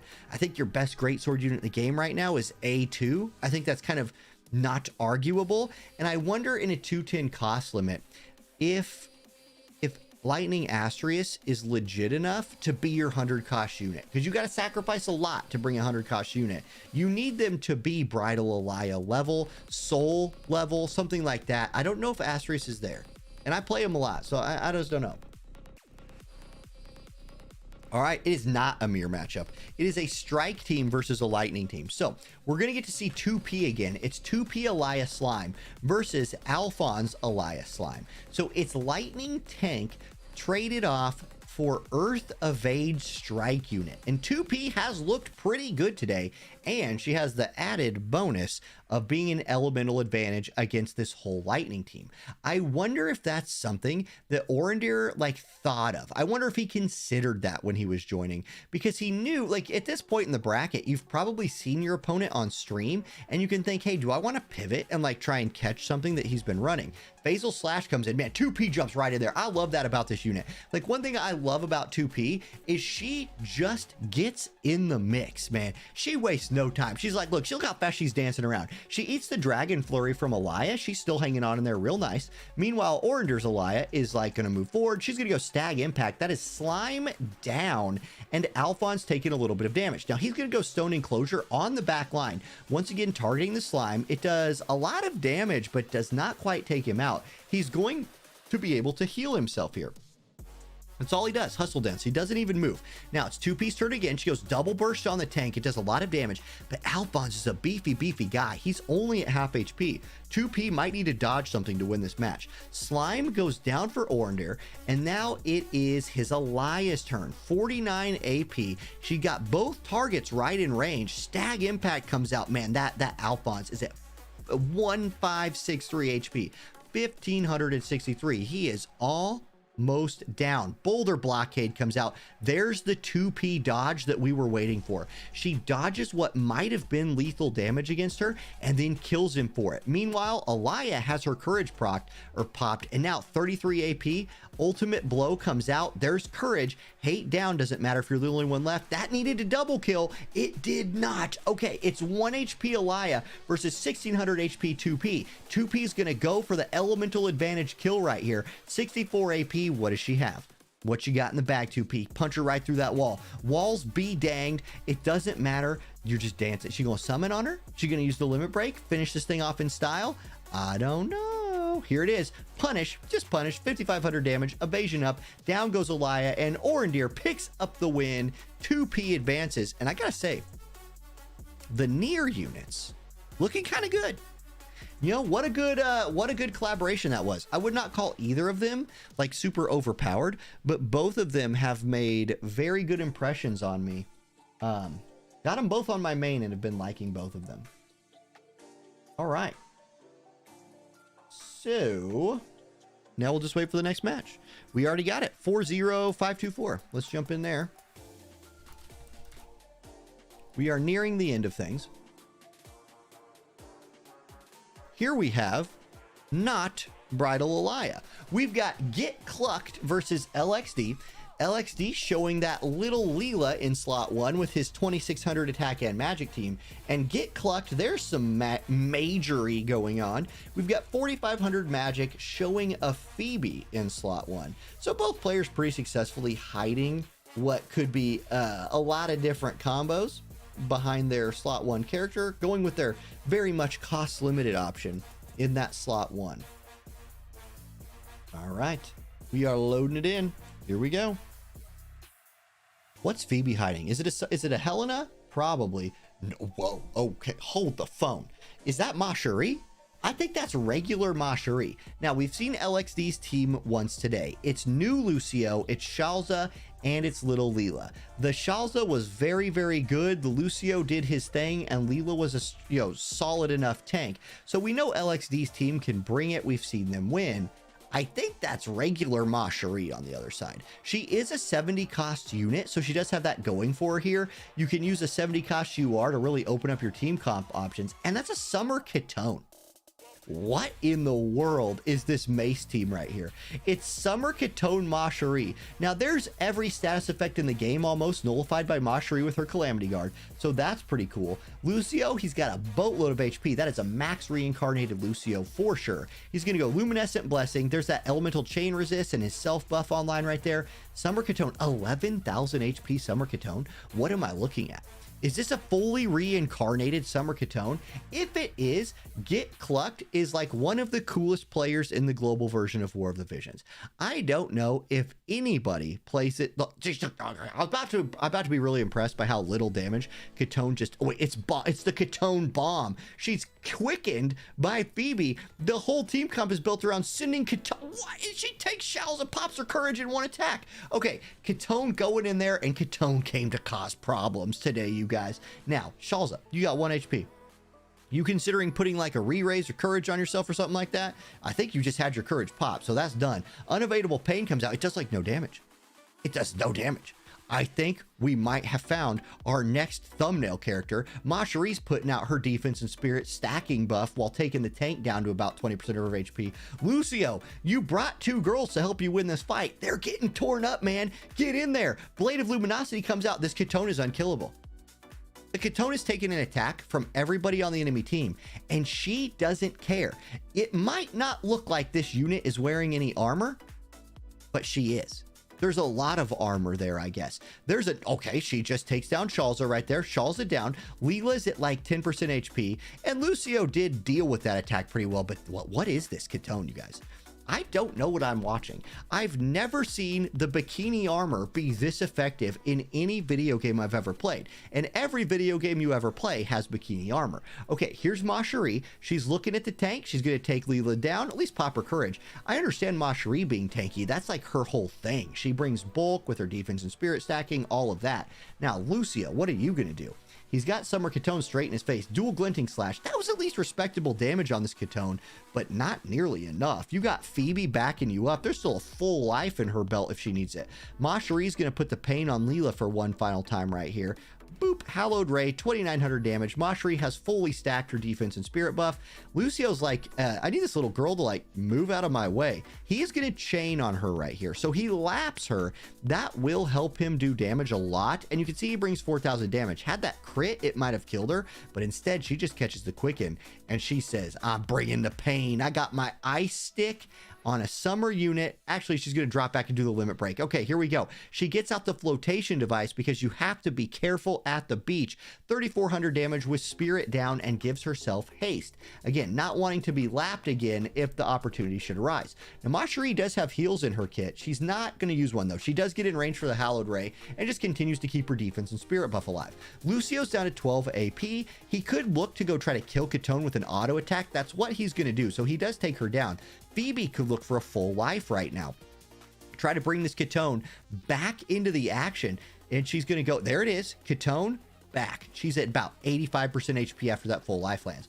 Mashari, she's done 4 Hallowed Rays. Now she's going to go Holy Knight Triad. Going to do the 3-hit attack right there. Take Lucio down pretty low. Will Phoebe look for the damage, or does she go for another Quicken? I don't know. If it is a Quicken, it's a perfectly timed one onto Katone. Katone's, speed is going to work out really nicely right there. Lucio, everybody's lined up for you, man. You need a triple kill. Blade of Luminosity, that doesn't do it. That's not a triple kill. And now you're looking a little low on the HP pool, my friend. Unavoidable pain, 2897. Down he goes. Gentlemen, 2024 is a world where Summer Katone and Yerma make a deep run in Friday Night Fights. There it is. It's a world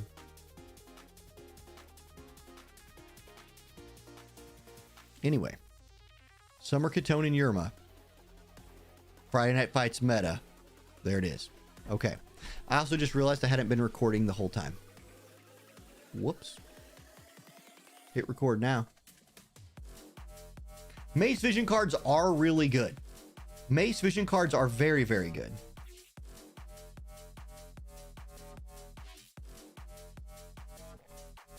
The future is now. I mean, at least Twitch records the whole VOD, so I can just download the VOD. Yeah. Okay, just waiting for the next room code now. Let's look at the bracket. Where are we? Well, we got Zuvarius waiting in the losers bracket finals. Meraxis waiting in the winners bracket finals. There's Numero and Sandrooster right there. And there's Maverick and Brother right there. Brother is Orendir. 61348 is going to be the room code. We'll jump in there and give it a view. Maverick in there waiting, chilling.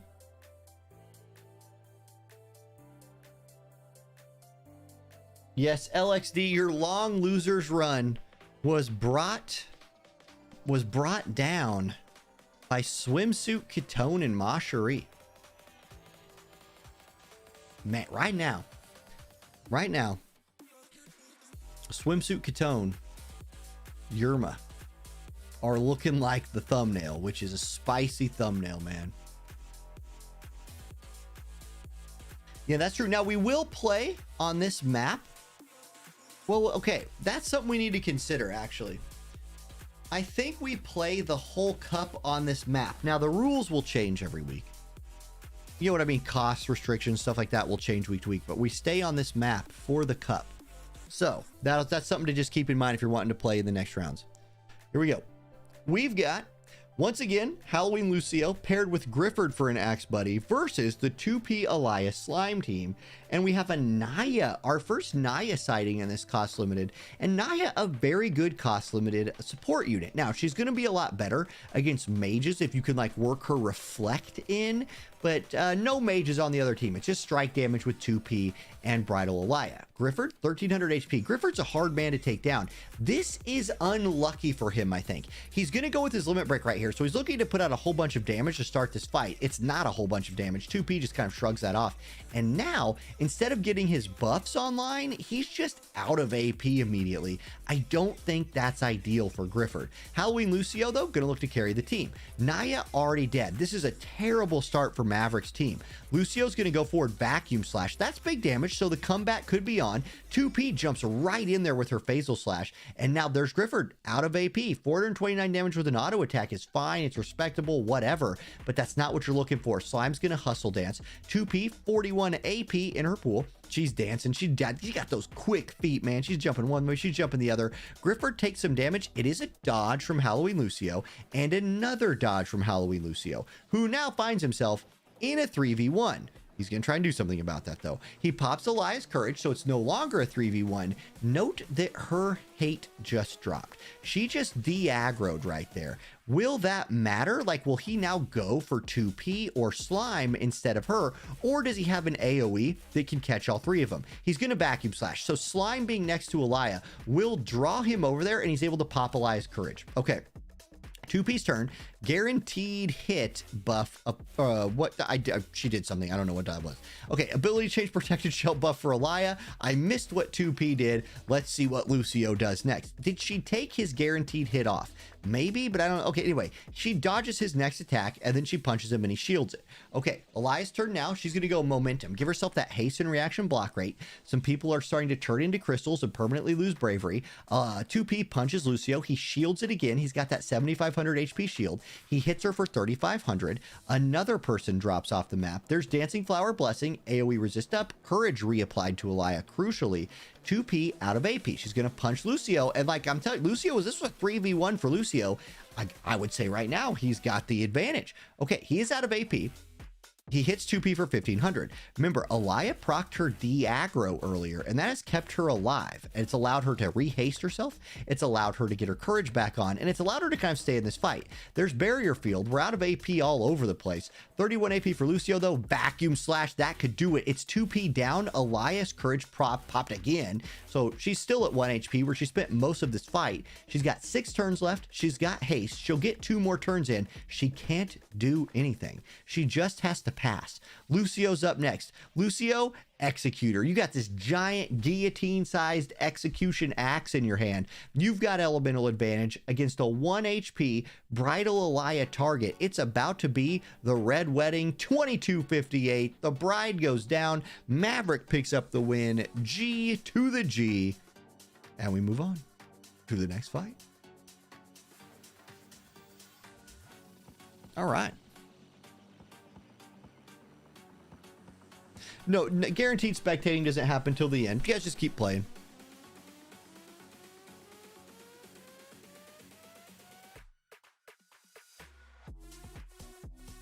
Sand Rooster. Onzen says, I'll max out my Summer Katone. And Sand Rooster said, no, she's mine. Sounds like a lot of the books. Or you did my son about like Pig the Pug or something like that. Who won the Sand Rooster match? Did Katone fall? Is Summer Katone out? Maybe. Oh, Sand Rooster's still in there. So Sand Rooster versus Maverick is going to be our next match.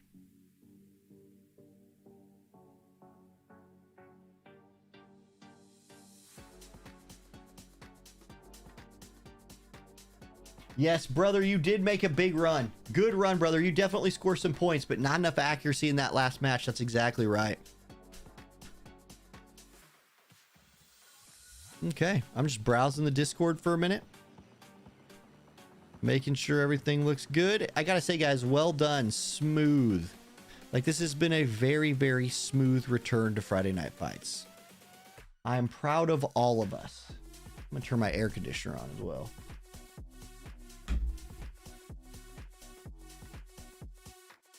No, but this is the one that knocked you out of the winner's bracket. Aha.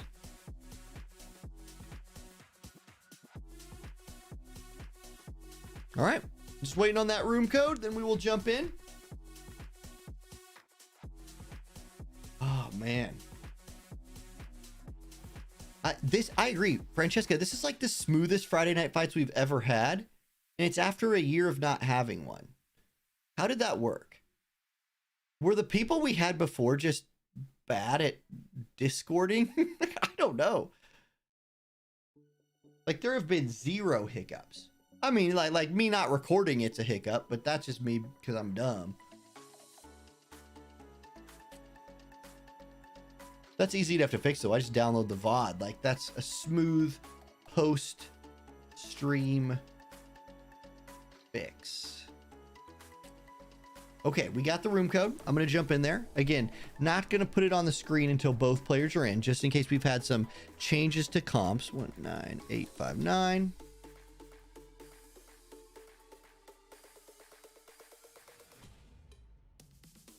Well, it is every week. This is going to be every week, I think. I mean, I'll probably take 1 week off a month or something. Do something with my wife. I mean, you know, have a family. But I'm planning on going again next week. I did mention not to pee on other people. That's just good advice. Yes. Not peeing on other people is not a bad thing to tell everyone. Okay. Both players are in. Boop. We got Get Clucked, aka Sand Rooster, versus Maverick. Sand Rooster showing the Magic team again. Maverick showing the Grifford team. So we'll see. We'll see how this plays out. I hope I can download the VOD. Okay. Lego pants. Yeah, dude. The old sheet, it's probably a little outdated, right? That sheet was clutch in the grand finals. Either way, Lego, if you are going to work on that, I really appreciate it for one. And for two, you got a month or so. Because we won't use the sheet till the finals. Like the finals of the Cup Series. The draft.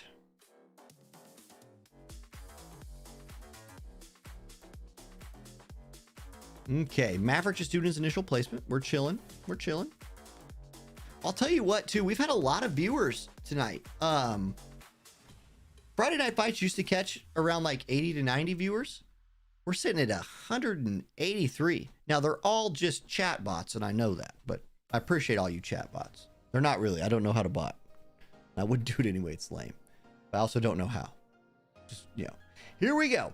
It's Summer Katone. It's Mashari. It's the mage team of Destiny right here. Mashari going to go ahead and do her Calamity Strong Guard, nullify most debuffs and status effects and all that stuff in the game. It's not debuffs. She's nullifying status effects. Anyway, Katone straight in there. Look, this Katone does not mess around. She comes to fight. She goes in there, and then she's going to catch a Quicken. Now, watch the timing here. This is the thing that this team does really, really well. You're going to get Bursting Light from Katone.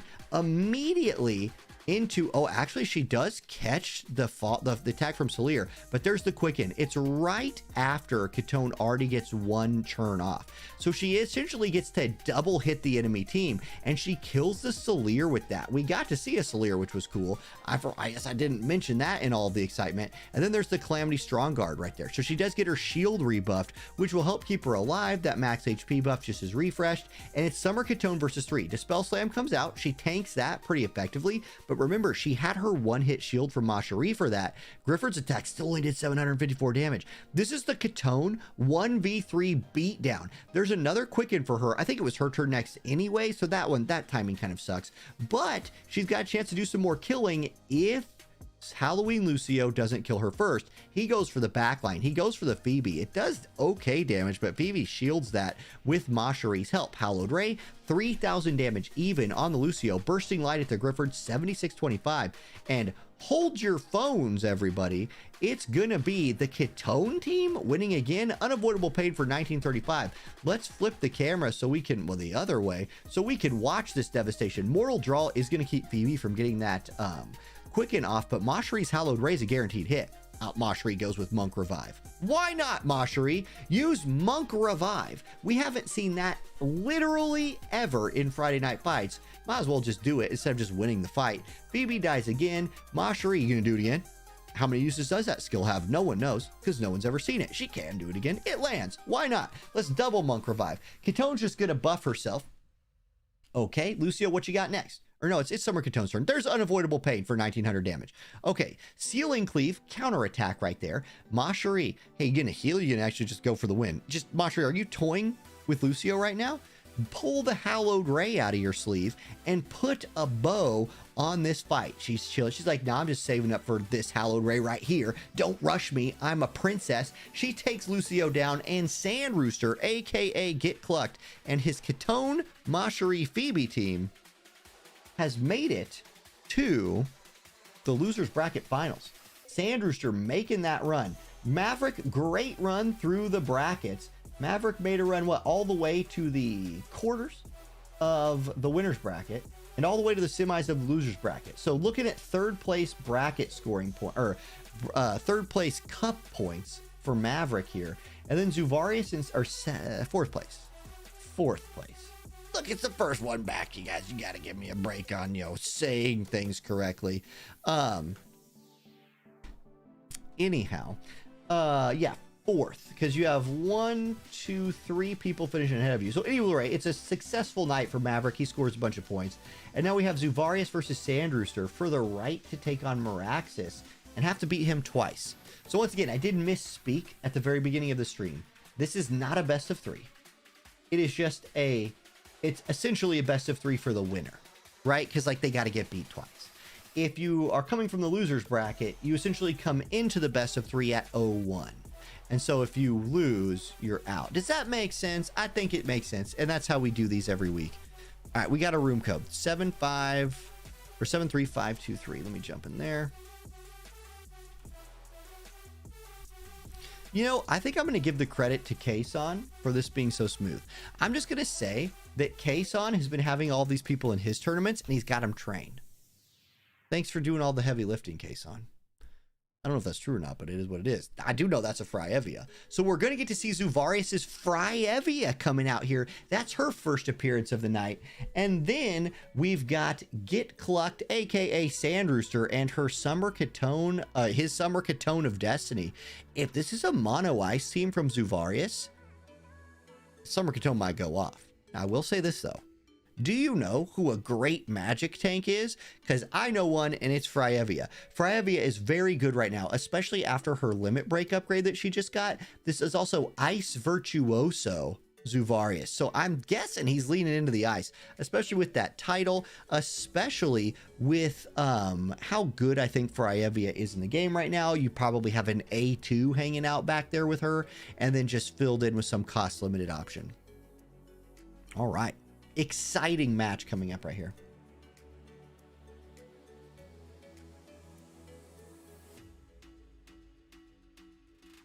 We're loading in. and it is going to be the Ice team. Now, we see a very, very tricky thing here from the Ice team. It's Fryevia, it's A2, and it's Zazan. Not Zazan the Unkillable, regular old Water Zazan. He is one of the cheapest units in the game. In fact, he's tied with Slime for being the cheapest unit in the game. There's a little bit of damage from Ketone to lead things off. Again, she does have elemental advantage against both ice units right here. She hits A2 early. This is Fryevia's limit break. It's very, very important, by the way, that Fryevia casts this limit break. More on Zazan here in a minute, but watch all these buffs. AP cuts down, healing power up, haste, the other effect. She gets a ton of benefit these days from getting that limit break cast, and so you love to see it. Dragon's Blood Run right there, Charm Stop, Berserk Nullified from Zazan. There's the Quicken on to the Ketone. We've seen this combo already just in the last match. She moves forward. We're going to get the limit break. Ketone's special beach attack right here. She gets her floaties out and does... Okay, 0 damage to Fryevia. Wait a second. Fryevia says, look, I got 16,337 HP and 100% magic resist or 100 spirit. Either way, you don't have penetration. You cannot hurt me. I will never die. I don't think this Fryevia is capable of dying in this fight. Like, my prediction at this point is Fryevia wins. I think it's just unavoidable. Like, Summer Ketone's run has been so great, and then Fryevia just decided no. We'll see. We'll see. Maybe it comes down to turns or something weird like that. Ketone has 47 AP. She's going to fire. Okay, she brings out a slashing attack. There we go. Ketone does reach into her bag of tricks and say, hold up, I'm running my Spellblade sub, or I think it's a Spellblade sub for her. Either way, she does have a sub job that gives her access to slashing attacks. Again, it's Summer Ketone. Who knows? Her magic attacks are doing 0 damage. Like, actually the number 0 to Fryevia. What's Zazan going to do? Zazan's going to run forward. He's going to go with Snipe Dagger. He takes the Phoebe out. So Zazan bringing 3,800 damage. Didn't see him having that much DPS in his kit. A2 still has 51 AP and 2 targets to choose from. With the Phoebe down, that's going to hurt. Scrapper attack right there. Does a little bit of... Oh, I forgot. Hold on. Wait, Phoebe's not dead. We've got Super Reviver Monk Macherie Horn in this fight. What is this? Like, I've watched a lot of War of the Visions PvP, guys. A lot. Like, I mean, actually, like, a very large number. It's a lot. I've never seen the things that I've seen in the last 2 matches. Like, you got Macherie Horn out here running around like she's a monk from Final Fantasy Tactics, reviving people at 100% clip, right? She hasn't missed that, by the way. She's hit it every time. And Phoebe keeps just getting blasted, and Macherie keeps just bringing her back. You have Summer Ketone running around, doing a bajillion damage to everybody except Fryevia and hard carrying these fights. I do think it's finally over, though. Radiant Twin Strike, this is Macherie's recently buffed limit break, and by recently I mean like a year ago. It does magic damage now instead of physical damage. That, believe it or not, that used to be a physical damage attack for like the first 2.5 years of this game. Here's A2. A2, 11,000 HP. Macherie, 0 HP. A2 won that trade. Okay, there's unavoidable pain. Zazan is still alive. He only has 9 AP, so he's going to have to look to buddy. Oh, he brings out the summon. The defense and spirit debuff right there to Ketone. A2 gonna have to look to auto attack or buff. It's gonna be the 1100 damage auto attack. Fryevia with 55 AP. Now, let's see some Fryevia AI shenanigans. No, she has everything turned off. Okay. Interesting. A lot of times in these scenarios, Fryevia will turn into kind of a support if you have like heals ready for her, and like maybe be healing Zazan. Either way, Ketone goes down. You still get to see the follow-up here right there from A2, but Ketone does go down, and the swimsuit Ketone Macherie team that stole all of our hearts does indeed fall to the unkillable Fryevia. So well done. At least if that team was going to lose, at least it lost to something cool, right? Like Fryevia, A2, Zazan, that's a cool team as well. So happy to see it win. And Zuvarius will move from here to here, giving Sand Rooster 3rd place in the tournament. And now we have what is essentially a best 2 out of 3, but Zuvarius rolls into it with an 0-1 because he did already drop a match, which was to Meraxis. So these two are essentially just finishing their best of 3. Meraxis can end it with the next fight, or Zuvarius can extend it for 1 more. Will they go to the bench? I don't know. The room is already made. Meraxis had the room ready to go. 5899 is the code. for, you know, myself. I say that out loud for my own benefit, I guess. And we'll just see. We'll just see. Okay. Well, I know one of Meraxis's units. And I and he are the only ones who know. Oh. I wonder if Zuvarius will stick with the Freyevia. Zuvarius did confirm in chat that that is a max reincarnated Freyevia. That's awesome. There was some other Freyevias in the tournament, I guess. Beowulf confirms that he was running Freyevia, but just didn't have her like reincarnated like that. Zuvarius has joined, and Zuvarius has gone to the bench. We do see Valade coming out. Now, we've seen some Valade today already. I don't know that he's been super effective. He's been on some winning teams, but I don't know that he was a huge part of those winning teams. I say that he's done some clutch things today. Either way, I always like, okay, while we're just chilling, wait for this to go. When you guys first ever started playing War of the Visions, whether that was 4 years ago, 3 years ago, whatever, and you saw Valade's character model, what job did you think he was?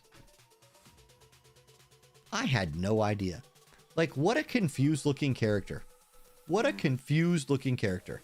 He's got like the biggest arms in Leonis, right? You have like King Elda who wields this giant spear. Nah, dude, you're like low cost support is bringing the guns out. Anyway, here we go. We get to see Team Guns, aka Valade. It's ice on ice. Now, the Winter Ravis, she was very good earlier today when we got to see her for a little bit. She's going to be up against Grifford in A2.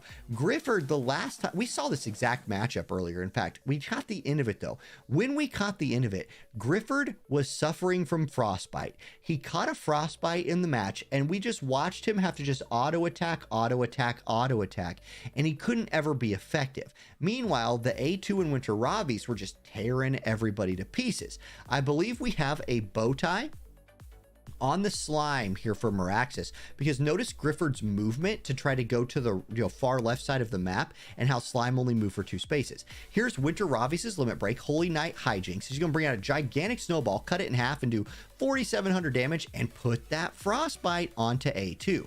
This will be, unless A2 gets this frostbite removed, she has 25 AP here. She's going to do Destructive Spiral, which will take her down to 8, but she will now not have AP again as long as she has that frostbite online, which means she's not going to be able to hit over this wall, which means she's just going to have to buff, and even then it'll still go away. It might not matter though, because Grifford just comes in with the hammer and takes Winter Ravis and A2 straight out of this fight. Slime does exist, and Slime gives himself re-raise, but this 2 movement Slime, although that's cute and clever in a lot of ways, was unable to get in range to like help A2 or his downed ally. Speaking of A2, she's going to bust out her limit break right here. Decent damage with a slow on both characters, and I don't know, it's hard to tell what status effect is overriding another one. Like, he's immobilized, I think he's also slowed. Grifford's not having a great time. Either way, A2 trying to take control of this fight. There's Kurata onto the A2 on the other team. Zuvarius is A2, who's still just, again, she's gonna have to just wait for that frostbite to wear off. A2 for Meraxis needs to catch a heal. She goes with Rind and Min. She's going to heal her. Nope, does not heal herself right there. It's going to be Slime healing her. 10,000 HP heal from Slime. Oh my goodness. But Valade is just out here keeping his friends alive. Okay, there's Vitalizer Blizzara, or Bar Blizzara right there. A2, 5 AP, Survival Shield activated. She gets her re-raise back online. She has the break, she has the buffs, and it's other A2's turn, who's going to run next to Grifford and do nothing, and now she's just slowed. At least her frostbite is run out. Oh, Slime. Slime, you didn't, did you? Slime went for the raise. He ran over, and he said, I'm going to bring you back to life, friend. And then, snap. Thanos snapped her right out of there. Winter Ravis is off the map. This raise will hit no one. He zings nothing. Okay, 27 AP on this A2. She steps forward. She's going to look for Destructive Spiral. Decent damage across the team. But again, you do have Valade there to heal him up. Holy Knight Triad from Slime does a little bit more damage. And here's Valade. He's like, hey, look, I'm having a good time. I got big arms and I got big heals. And I have a staff that enhances my healing. There's Kurata, 78-92, onto the Grifford. A2's turn next. She's still out of AP and apparently doesn't have any TP moves left in her kit. There is the Barrier Break. right there from A2. Sleep Reaver comes out next, 6,400 damage. She does not fall asleep. And it's, guess what? It's Big Guns McGee's turn again right here. He's gonna invite himself to despair. Don't be sad, sir. Your team is winning. Okay, A2 auto attack on Slime. Meanwhile, Meraxis' A2 auto attack on Grifford. Okay, barrier break ceiling on Grifford again. There's Hustle Dance. I mean, look, this A2 is staying alive, but she doesn't have the turns or the damage to cut through Zuvarius' Ice Team. Grifford is going to bring a ton of pain right there, take her to about half HP. What is Valade going to do? He kind of doesn't have much to do. He's like, I'm just going to Ice Vitalize again. Why not? Give my team some Protect. You know, that's been kind of cool. And then A2. A2 for Zuvarius, looking for Slime. Rind and Mend actually double kills him, hits both. It's a double kill, but there's re-raise on both units. So Slime will come back to life, A2 will come back to life. It's looking pretty one-sided though. The agility and accuracy buff is nice, but with only 4 AP, she's going to be relegated just slapping Grifford for 1,200 damage. Okay. Scorch, we get to see the Scorch come out. You'd think it'd be really effective against ice units, but it is just Slime. A2 does proc a reflex, so Grifford's attack is dodged, which buys A2 enough time to do one more attack. She needs a triple kill. She does not find it. She didn't, it was impossible. She does proc her healing. I mean, okay, wait, there's a world where one of them, if A2 or Grifford dies and Valade does not heal somebody, Meraxis could find a very strange win. But there's the heal. A2, 7 AP, she can't do it. Grifford's gonna get a turn. This got kind of dangerous there for a second at the end, because if the Slime and the A2, and they end it with a summon, which is, I mean, that summon earlier would have been really clutch, but time's just gonna run out, and with time running out, you're going to get the Zuvarius win, which means we go to the actual sudden death final match right here. Okay, GG. That was really good.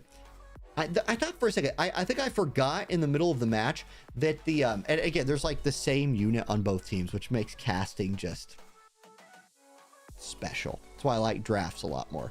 But the A2 for Meraxis, if she had had some more AP towards the end and she could have like taken Valade out while also hitting Grifford, there's a world where like her procking her heal and Slime doing Slime things, maybe they win in turns, but she was out, right? So she was just auto attacking Grifford at the end. That's not enough.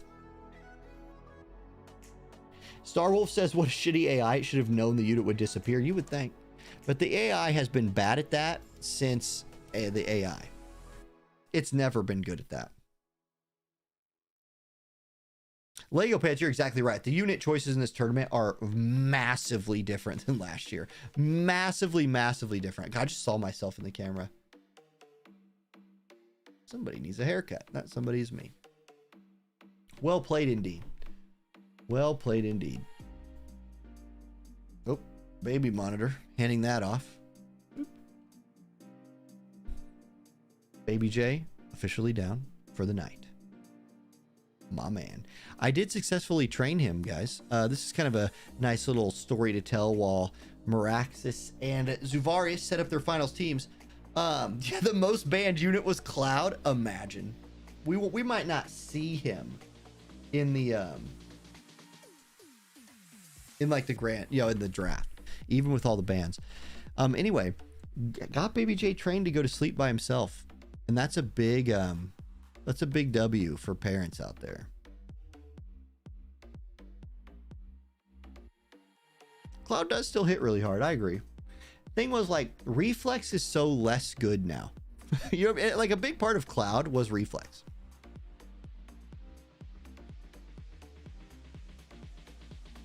I do need to grab a visit to the barber. There is a new, okay, all right. I've tried to get my hair cut in the town that I live in like 10 times in my whole life. I'm 0 for 10 on liking a haircut. There is a new barber in town, and he does cut the hair of some of my 5th grade boys, but they also don't comb their hair, so it's impossible to tell if he did a good job or not. I will say, to his credit, I've driven by his barber shop before, and his like barber, gown that you put people on is Naruto. Maybe I'll give him a try. Maybe I'll give him a try. It's the Akatsuki like design all over the thing. And I'm like, hey, you have some amount of style, at least, friend. Here we go. Meraxis goes to 2P. So Meraxis changes it up. He took his loss. That was Meraxis's first loss of the tournament. So he goes to the bench, pulls out 2P. It's still a very physical team. It could be a fist team, or it could be, Earth Evade, right? Like Halloween Lucio, insane.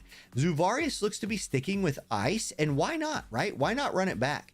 Because your ice team just won. It really wasn't that close. It might have got a little scary at the end, but your team had the lead the whole time. Sure, Slime threw it away with his like dumb AI trick, but in a way, if you're Meraxis, you got to think, man, my Slime could have been in range to do that a lot earlier had I not gone for like the hate shenanigans with Bowtie, which is, I'm guessing, what he did. If you don't know, if like, because again, this account right here doesn't have Bowtie on it. If you've started the game since Bowtie's been given out, it's an accessory that gives aggro to your unit but takes one movement off. So you can use it in PvP matches like this to, mess with the AI a little bit. And I think that's what Meraxis was doing, but it makes your Slime only have 2 move, so he wasn't able to get in range to raise his ally in time. All right, here we go. We are live. It is Etra. Okay, wait a second. Etra is here. We might have ourselves a brand new cover unit. If Etra does indeed win this whole tournament and get first place, Yurma is gone, and our cover unit is Ketone Etra. Anyway, A2 does her buff and moves forward. It's Shalza Etra 2P, so it's Earth Strike with a Shalza support. You just love to see it. Meanwhile, you have Grifford, A2, and Valade again. So Valade and his lady friends come out. He's got one on both arms, and he could honestly still carry a lot more if he needed to. There's Shalza passing out the courage and giving herself hate down. Etra does DeChow beans. Yeah, she ate some DeChow beans right there. If you've never seen that before on Etra, it's probably because you've never seen Etra in a fight before, which makes you just like all of us. Now, that is a crucial buff right there from Valade. Valade can AoE buff accuracy. If this is a quasi-evade Earth Strike team, which I imagine it kind of is, that accuracy buff is going to be really important. A2, 68 AP. She's going to go Destructive Spiral, hits Etra for 5,700 damage.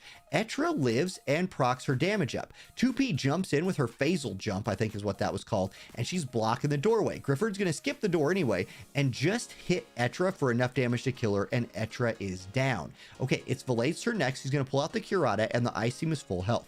Shalza, what are you going to do? You've got a dead Etra. That's something to consider. A2 up next. She's got 51 AP. Scrapper Slash, going to take the Protect off. Barrier removal right there. Raise on Etra. Etra's back. Etra's full life. She's back in the fight. I really just want to see Etra do some damage. There's the Vitalizer Barblazara. Good luck saying that, myself and anyone else who tries to. Who wrote that? Anyway, here's Phasal Smash again from 2P. So she's jumping in there. She's trying to really mix it up. Etra dodges. Okay, it is a quasi-evade. Etra gets the dodge off. She's got 69 AP. Fist of Frenzy. Wait, she lands Confuse and Berserk on the A2, and it's A2's turn. What is A2 gonna do? She's confused. She's Berserk. Unfortunately for Etra, she walks forward and slaps her in the face. That is massively unlucky. Okay, there's Phasal Smash again, though. Valade is down. He can't push himself off that floor, even with those huge arms. And now it's Grifford. Grifford, you better kill Etra. She's a massive threat. He's gonna go for both of them. They both dodge it. Wait a second, guys. Is this her time? It's A2. She's still Berserk. She hits Grifford. Grifford pops, has his shield, tapped once. There's again. Fist of Frenzies again.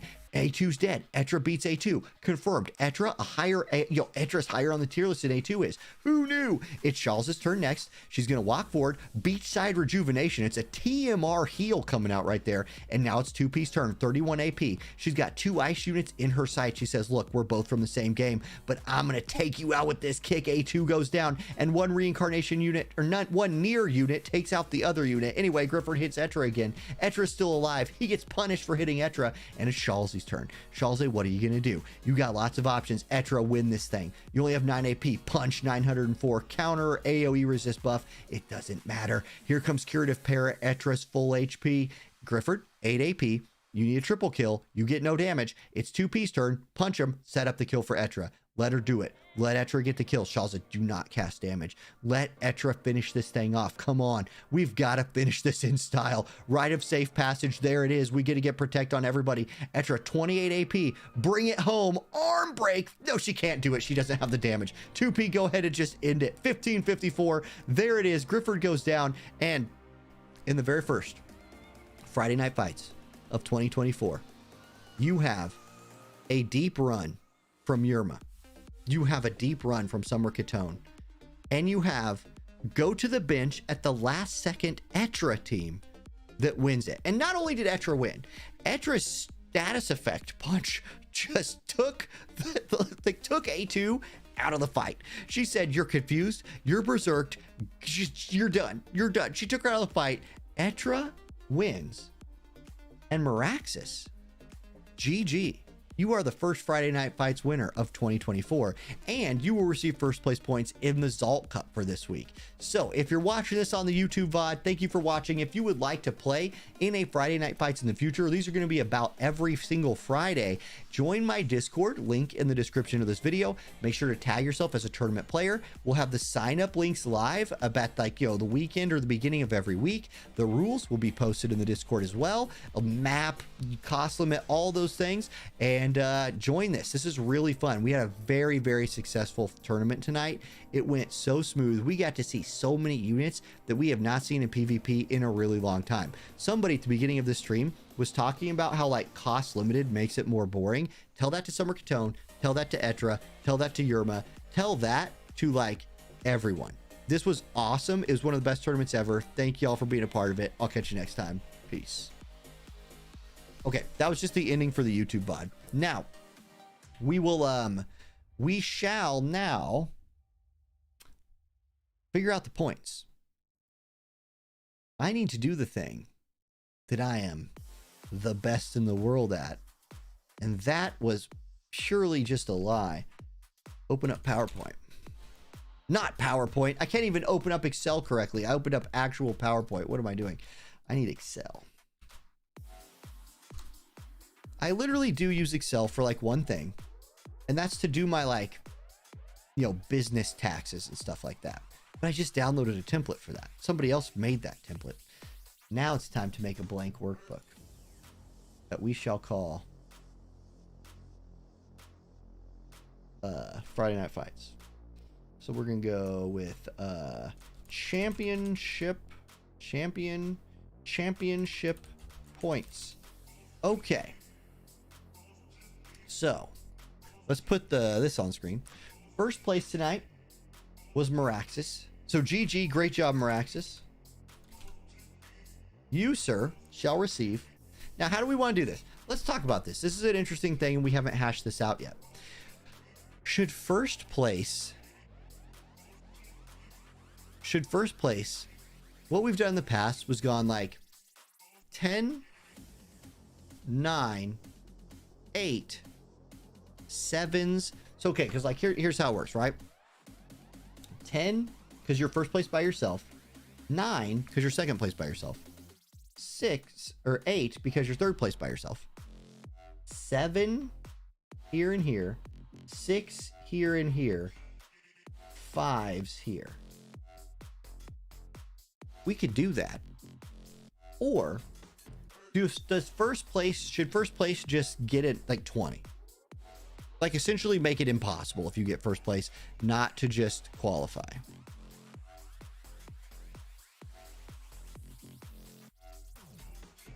What do you guys think?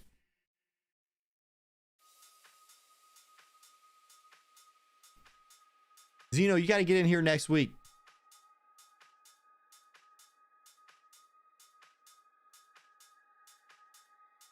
What do you guys think? I'm open to suggestions here while I organize my spreadsheet.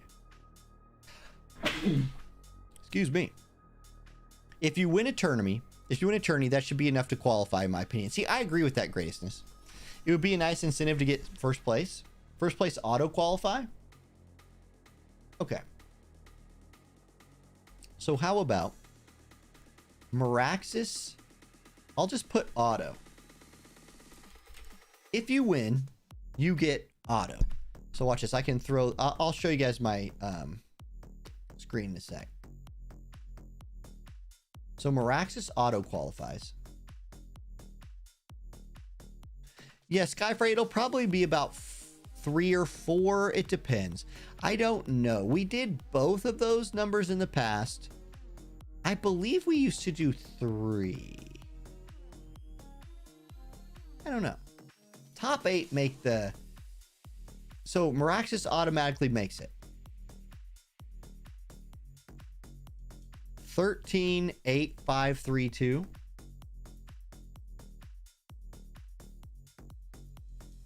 No, Nabani. If Meraxis wins again, he blocks somebody from auto qualifying. So if you win a tournament, you auto qualify. Then we just go down the list and assign points. So let's say we did 3. Let's say we did 3 and then the grand finals. Your top 8 would be the 3 winners and the 5 highest point getters. They would make it. Or if Meraxis won all 3, it'd be Meraxis and the top 7 point getters. 5, 4, 3, 2, 1, 1 down from second place. I like that, Sandrooster. I do like that a lot. It keeps the numbers smaller and keeps things tighter, but still rewards people for doing good. So let's say we did this. Auto qualify for this. 5 points to Zuvarius. 4 points to Sandrooster. So, okay, you have auto 5, 4, 3.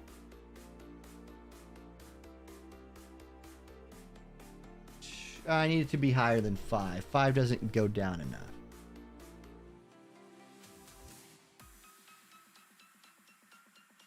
I want to reward at least top 10. We did 8 before, so do 7 now. Okay, I like that. So let's do Zuvarius, 7 points. Then Sandrooster, 6 points. Then it's Maverick, 5 points. And then it's numero 80.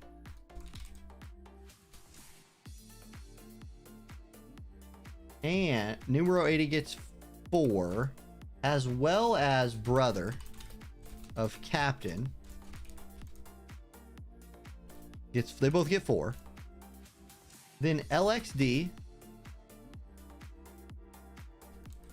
gets 3, as well as Shubak gets 3. That is your top 1, 2, 3, 4, 5, 6, 7, 8. So we will go to the next round back. So if you made it to loser's bracket round 5, you score points. And that's basic. It's a little more than top 10, but it means you're in the top 10. And we can't make it an even top 10 because we'll have a different number of people every week, so it'll never be even. So McCrane gets 2 points. Nicotine gets 2 points. Odaiba gets 2 points. And Sinji gets 2 points. Spelled name right. Sinjin Rua gets 2. There we go. Okay. I mean, if we wanted to. Okay, what do you guys think about this? How far did Odaiba get? Odaiba made top 10 exactly. Yeah, exactly, Odaiba. Scored 2 points. Not bad for deciding to join right before it started.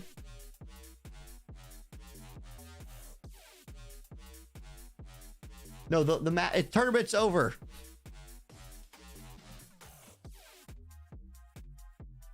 Zuvarius tournament's over.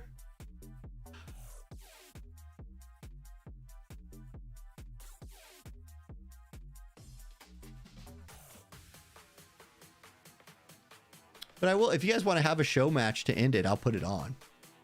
I think we should do this. You guys tell me what you think. Should I just run it down to 1? Like give Cuckington, Sushi, Francesca, and Niddles a point.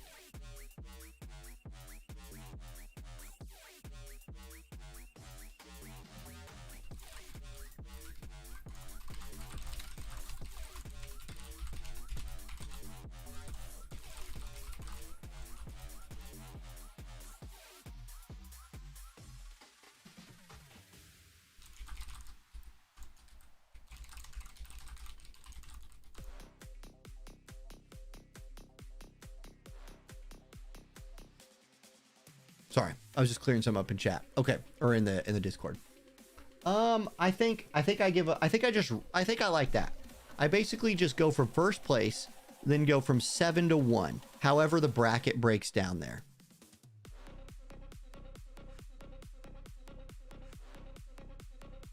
Yeah, everybody gets a point. No, but I do like handing out points. So let's do Sir Cuckington 1,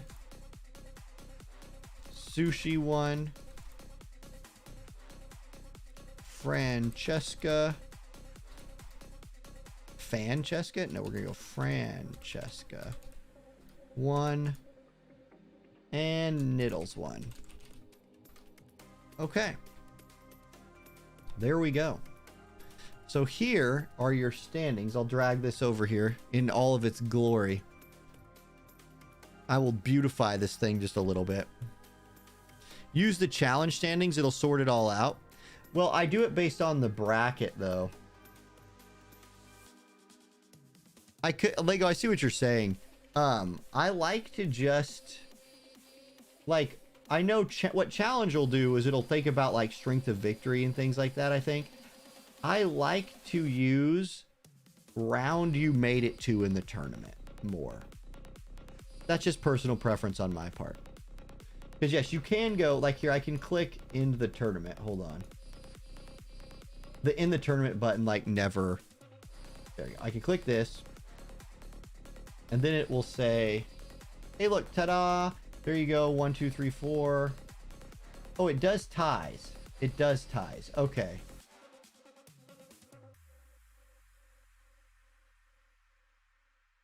Did it used to do that?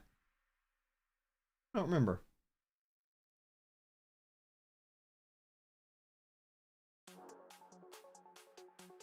Well, I don't know. I kind of like this count it down thing because it gives more people points. I just think it's more interesting if more people score points. So start with second place at 7 and then just count it down from 7 to 1. So this week it ended up being 3 through 17. This many people got points. 14 people. That's fine with me. Turnout was good, Zeno. We had a lot of people play. Like almost 40 people showed up, which is awesome.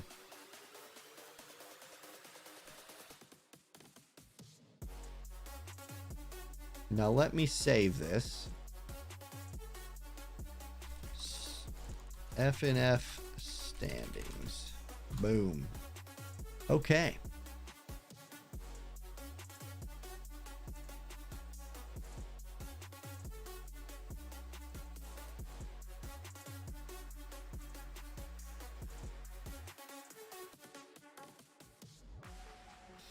All right. Yeah, losers round 4 deserve a point. I think so. You had to win several matches to get to losers bracket round 4. Like, look at, like, you had to get through, you had to have at least 3 wins to get to losers bracket round 4. I like giving them points. In this case, we had a lot of people tonight. Okay, guys, that's it for tonight. I am, as always, after these, super worn out. But, yeah, points don't feel out of place there. I like it. Y'all, this was awesome. I missed these a lot, and I'm very, very happy to be doing these on Fridays again.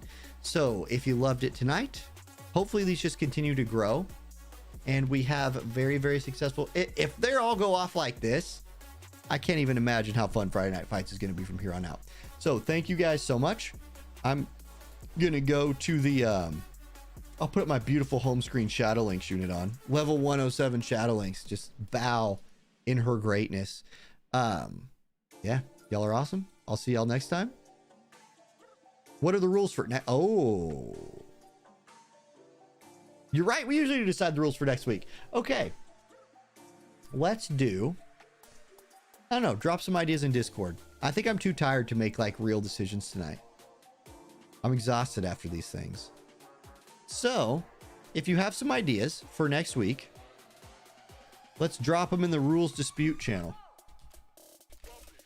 Drop some ideas for next week's rules, and we will put them out by Monday. There we go. And then maybe next week we can just, you know, MR and lower only. Everybody always wants MR and lower only. We'll see. We'll see. All right. Good night, everybody. I'm going to that ending screen. Thank you all for watching, and I will see you next week. Peace.